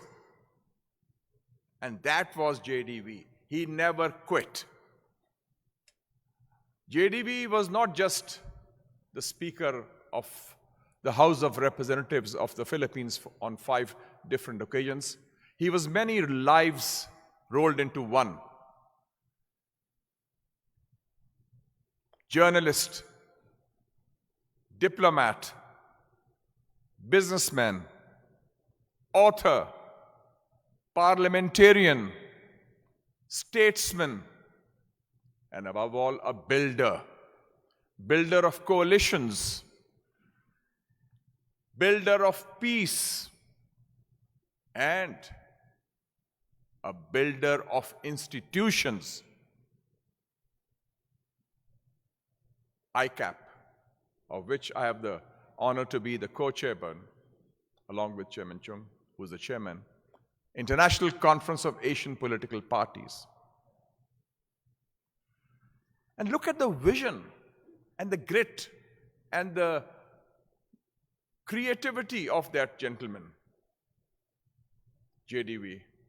He founded ICAP at a time when he had lost the presidency, when he was not holding office, but he had that vision to build an institution which he saw at the outset, at the onset of the 21st century, would eventually become today, by the grace of Almighty, as the political and institutional voice of the Asian century, ICAP.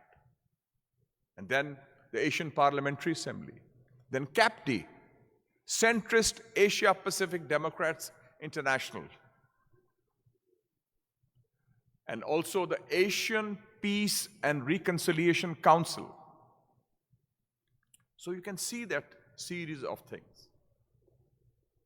And in that quest to build a better tomorrow, he became a bridge between countries, cultures, and continents, with an impact, with an influence, with an ingress from Moscow to Mindanao, from Benghazi to Baku to Beijing to Bangkok, with friends, President Kim Il-sung in Pyongyang, Reverend Sun Moon-myung in South Korea. Both were his friends at the same time. So he had that ability to have that unique outreach.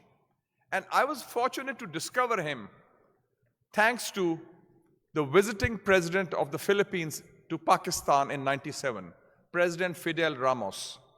And I was then Minister for Information, Culture and Tourism.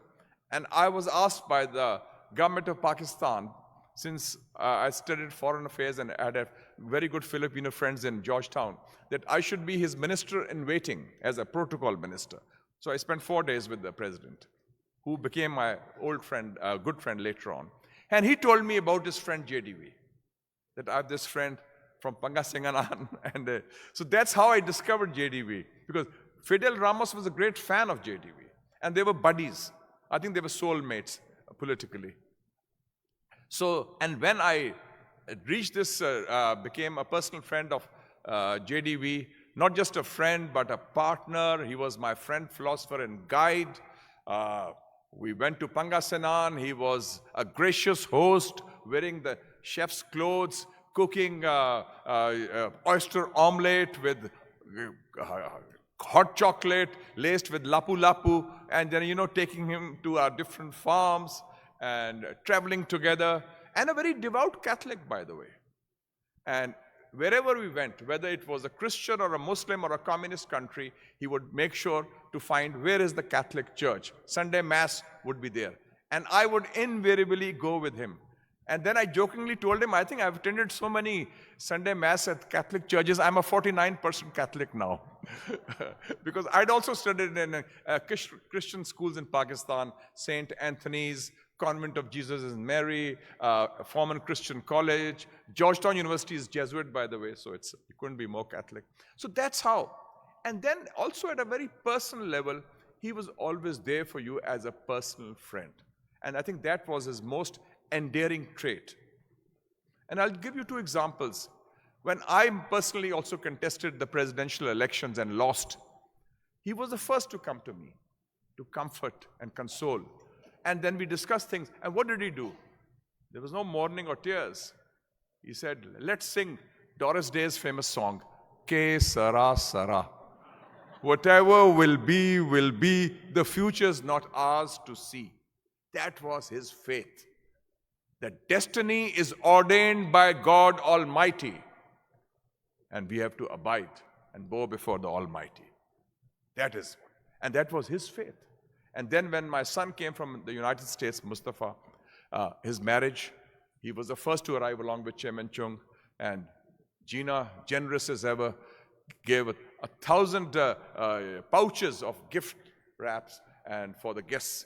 And it was such a generous gesture. And he mentored my son. And he also hired him, by the way, because initially he had no job. And he said, come back to Pakistan and work for me. And because he was not just a global Filipino, he was a global Asian. And when we talk of JDV's life, I think he was probably the last of the Mohicans in that element, a person who was above any nationality or even religion, because he saw a world which was a larger worldview. And that worldview saw through him, essentially, decency personified. A gentleman with a heart of gold, and really the vision of a statesman. And as we remember him, I think that this is also his favorite. I've had a life that's full. I've traveled each and every highway and more, much more than this. I did it my way. And I think that's what JDV was all about. Adios, JDV, and enjoy your heavenly abode. Thank you. And long live ICAP, and long live the legacy of JDV, the legacy of love and peace. Thank you.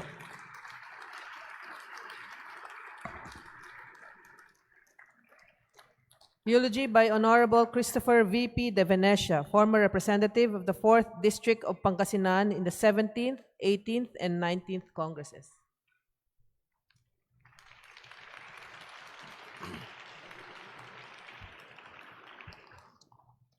To friends and family of JDV, our distinguished colleagues, Speaker, Madam President, all of my friends here.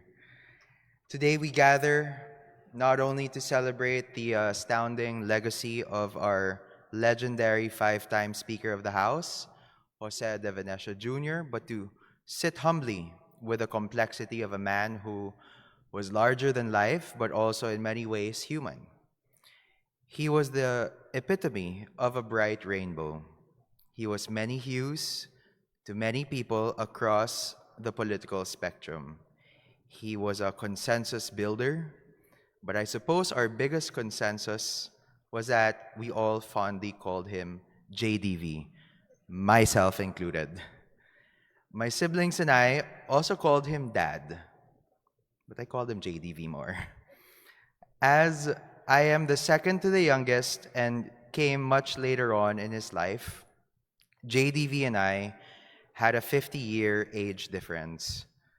An entire half-century of history of wars being waged, technological turnovers, cultural revolutions, political upheavals, separated the world he lived in and the world I grew into. I'm now UK-based, but he lived there for years, apparently. It is probably the reason why he fondly called my sister Sandra Dun Dundee and my brother Ipe Ipswich, as these were apparently places in the UK. And we didn't know that until recently, care of Mana Ipe. I'm turning 40 this year, and I feel like the world has happened to me beautifully, but also quite painfully. And yet I am still a decade short of his age when he and Mom decided to have me. And then a year and a half later, my sister Casey, who died in a fire in 2004 but is now reunited with JDV. What experiences he must have gone through himself and wisdom he'd accumulated. Our age gap felt not only chronological but generational. It shaped how we related to each other, how we disagreed. So he hated Book of Mormon and said this Tony Award-winning musical was an insult to a proud people. And I'm like, Dad, it's satire, chill. But we also agreed. After a Broadway performance of An American in Paris, he was in such euphoria. Quite literally at the theater lobby, he thanked the Lord in front of us for the opportunity to witness such wonder. I agreed.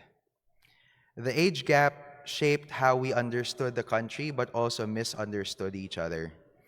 I was a golden child, prima facie, because I was born when he was 50, not because I was some golden boy or whatever. What people didn't see was the difficulty of trying to relate not just to a dad, but to a statesman whose time was taken up by the public. He was a public servant in every sense of the word. He felt to me like a form of public good, non-excludable, non-rival. And yet, that distance was also strangely a gift. In cultural memory studies, the French philosopher Jacques Derrida theorized the concept of pharmakon in his 1972 essay, Plato's Pharmacy. It is a Greek word pertaining to something that is both poison and cure. Memory and the act of remembering is a pharmakon. Memory can hurt. It hurts to remember JDV's final years as signs of aging slowly veiled the brilliance of his mind. It hurts to know that as I stand here today, I'm not able to exact from a deep well of intimate conversations to paint you a picture of who he was in his own words, and to know that now he is physically no longer with us. But memory can also heal. It is healing to know that he is no longer confined by any earthly condition, that in his twilight years he could still astonishingly recite poetry from memory, word for word. He could sing his favorite tunes with gusto. Art is truly healing, and it granted JDV with a gift of remembering. It is healing to know that a man who debated, negotiated, legislated, and dreamed an impossible dream is whole again in a way we cannot fully comprehend. We are, after all, still human in the face of the unknown and in Knightian uncertainty.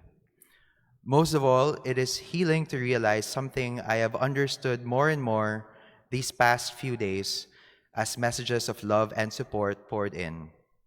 Even Sigmund Freud couldn't come to terms with it through his psychoanalytical obsessions. Roman Roland referred to it as the oceanic feeling, the boundless sense of unity with something larger than oneself that scholars often associate with religion or with encountering a great piece of art. I realized in the course of this lifetime, JDV was never really mine to begin with. He was always collectively ours. Speaker, fisherman, Rainbow Joe, comic book salesman, mentor, war survivor, boss, colleague, orphan, ally, negotiator, brother-in-law, peace builder, tatay, wordsmith, businessman, statesman, superman, friend. When I entered Congress, people saw me as a continuation of JDV and Manay Gina's legacy. They saw a golden thread connecting generations of public service. JDV stood on foreign affairs, the peace process and interfaith dialogue. Manay Gina stood on women and children's rights. I stood on culture and the arts and the belief that imagination is not peripheral but central to our development, that it is its cornerstone and not just a decorative or nice to have. That advocacy was mine, and yet the courage to stand and stand for something in this arena was something I learned from him and from Mom.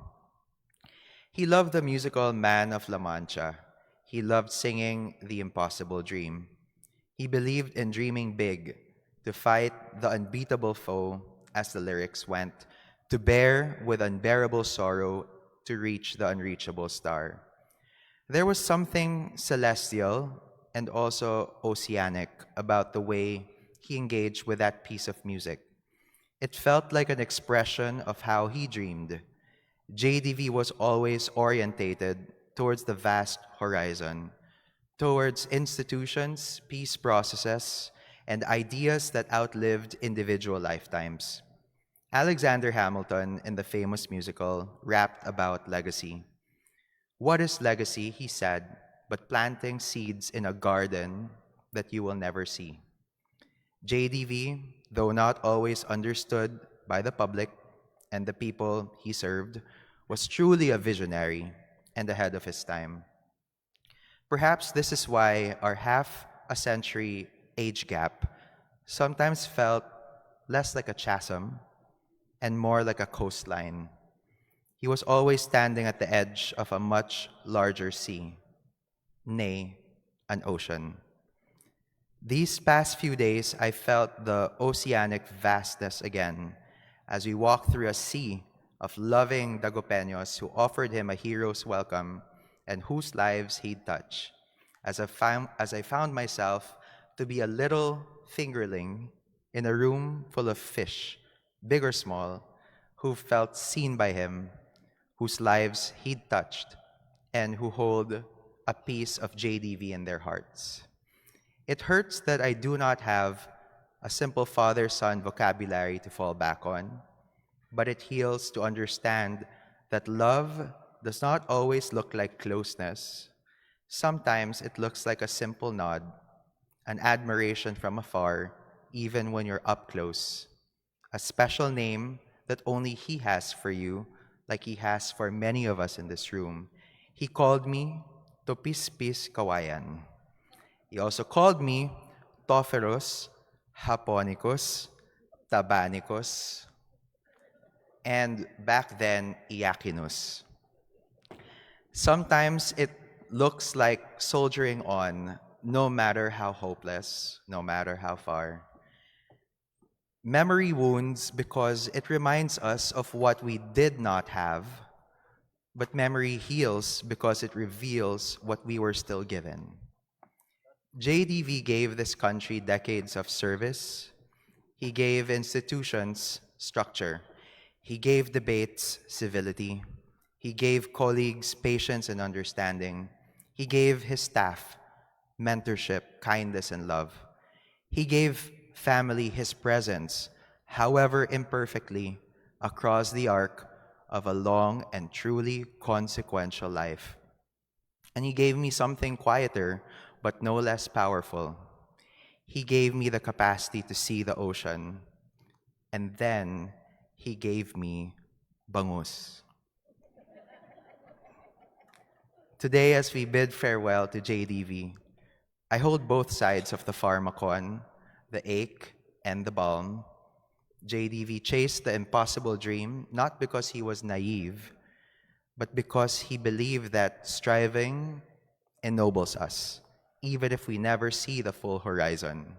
But then again, what is a horizon but the limit of one's sight? With a life truly well lived, may he now swim in the ocean's vastness, from whence he started as the proud fisherman's son of Pangasinan.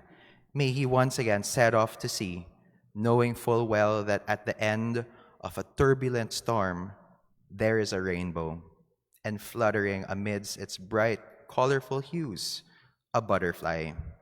Casey, you're in charge now. We love you, JDV. Rest in power. You will be missed. Thank you.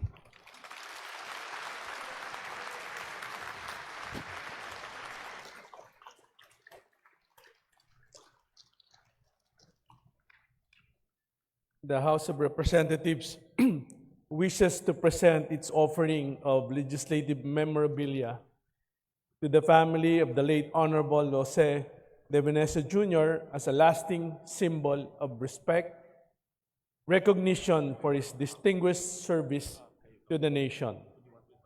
The House also adopted Resolution number 64, entitled Resolution expressing the profound condolences of the House of Representatives to the family of Honorable Jose de Venecia Jr., former Speaker of the House of Representatives during the 9th, 10th, 12th, 13th, 14th Congresses, and spouse of Honorable Maria Georgina de Venecia, representative of the 4th Legislative District of Pangasinan. The Senate has likewise adopted Resolution number 38, entitled Resolution Honoring the Life and Legacy of Honorable Jose de Venecia Jr., former Speaker of the House of Representatives and the venerable statesman, and expressing the Senate's deepest sympathies and condolences upon his passing.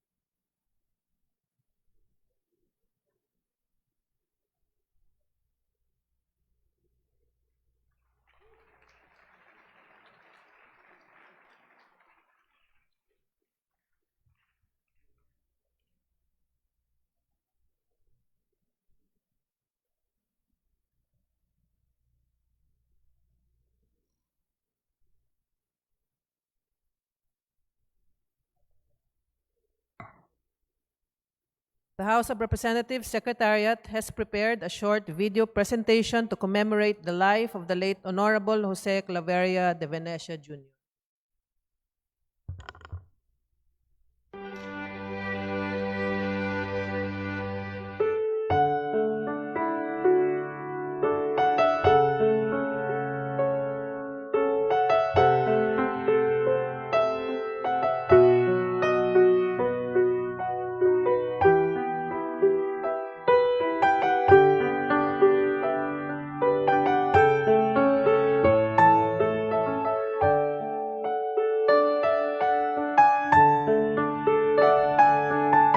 If you have a vision for yourself and for your country and for the region, then you aspire to implement. So if you don't have a vision, then you have nothing to aspire for. One of the things that I've always questioned, that Asia, home of the great civilizations, great cultures, up to now we don't have an Asian parliament.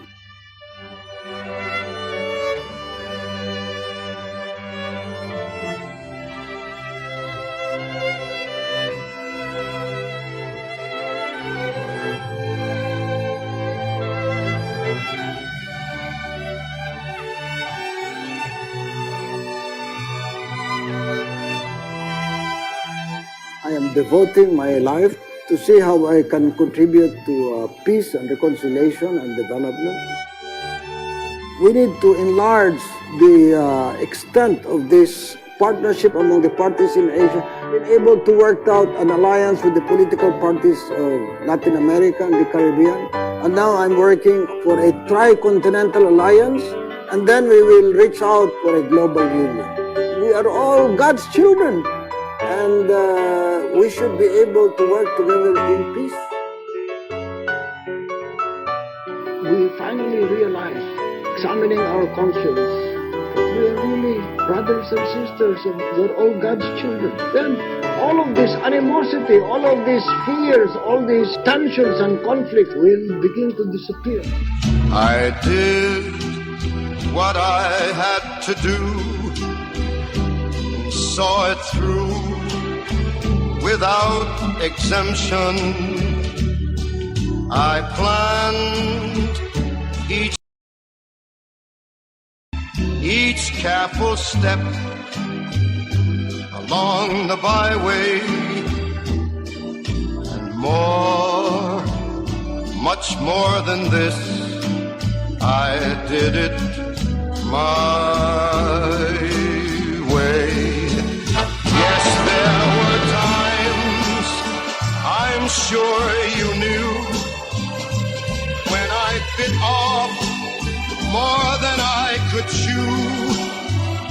But through it all, when there was doubt, I ate it up and spit it out. I faced it all, and I stood tall and did it my way.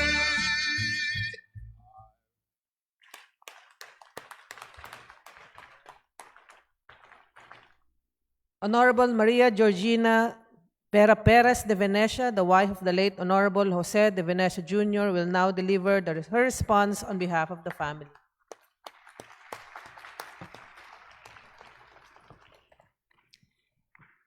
Mr. Speaker, distinguished colleagues, dear friends, this hall has witnessed my husband's strongest moments. Today, it witnesses my most fragile one.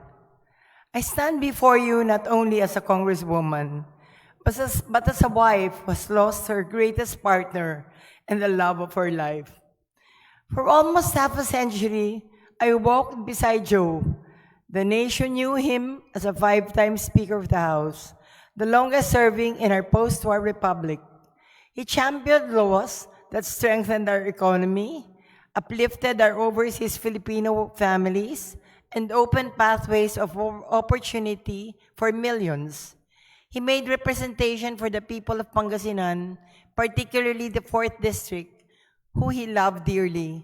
He believed deeply that peace and prosperity must walk hand in hand, that dignity begins with a job, with hope, and with shared progress.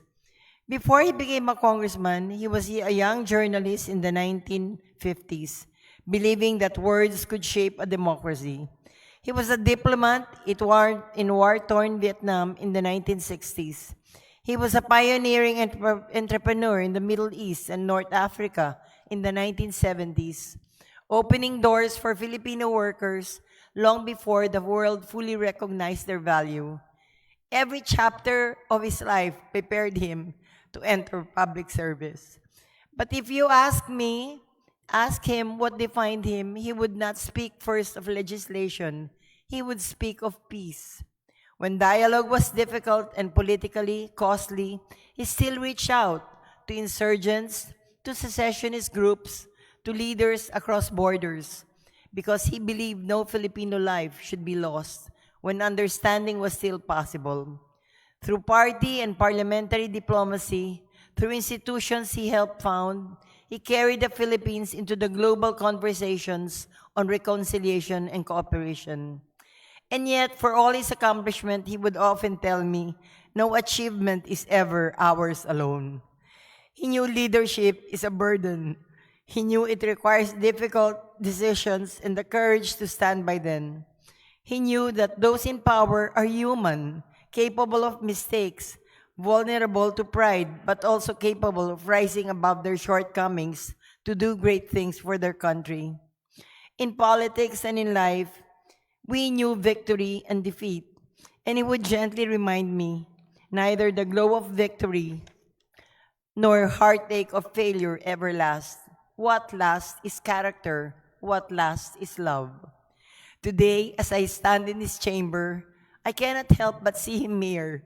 I see him standing at the rostrum, presiding over sessions with quiet authority.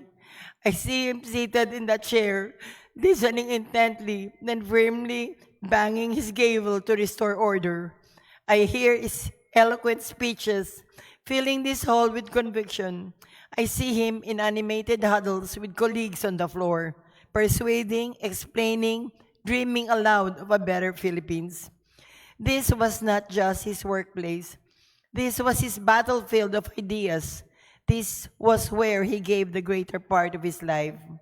On behalf of our family, allow me to thank all of you, our colleagues, our friends, our relatives, our staff, our mayors in the 4th District of Pangasinan, Mayors Belen Fernandez of Dagupan City, Marlene Agbayani of San Fabian, Bonafe Parain of Mangaldan, Leo De Vera of San Jacinto, and Ming Rosario of Manawag, local officials, political leaders, and constituents in the 4th District of Pangasinan, and the Filipino people.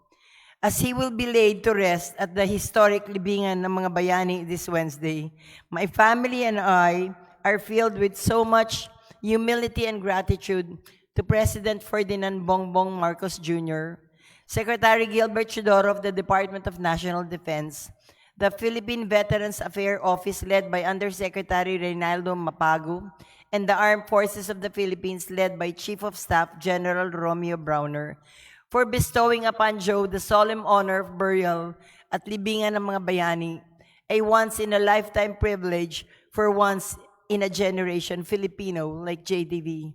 To our children and grandchildren, he was dad and lolo, a storyteller, a dreamer, a man whose eyes would light up whenever he spoke of peace.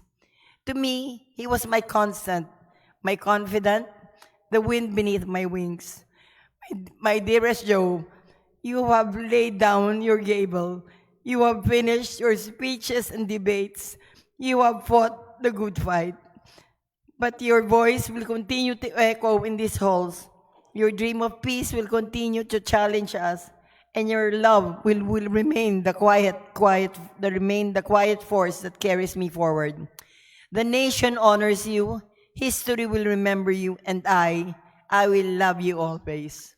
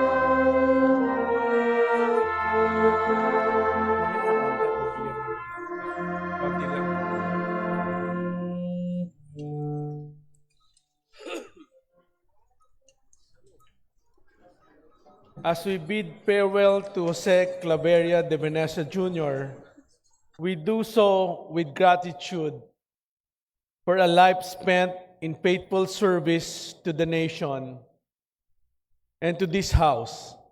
His legacy endures not only in the laws he helped craft, but in the strengthened institutions he left behind and the generations of public servants he inspired to believe in principled leadership. History will remember him as a speaker who understood that power is temporary, but good governance is enduring. Today, we honor his memory by reaffirming our commitment to the ideals he upheld: dialogue over division, reform over complacency, and service above self.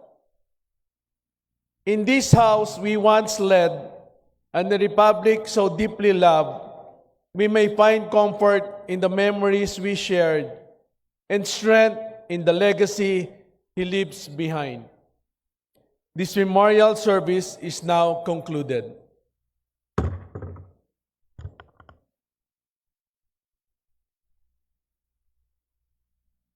To honor and pay our final respects to the Honorable Jose de Venecia Jr., we will now proceed with the floral offering and viewing.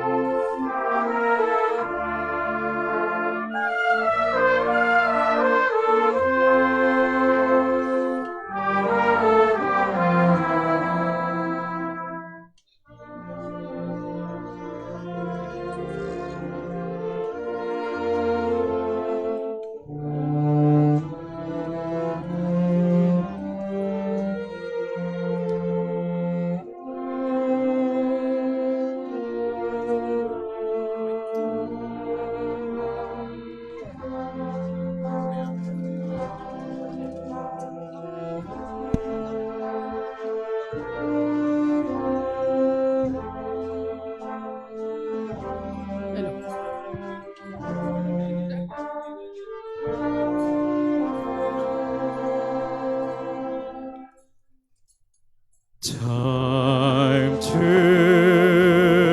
say goodbye. High and sea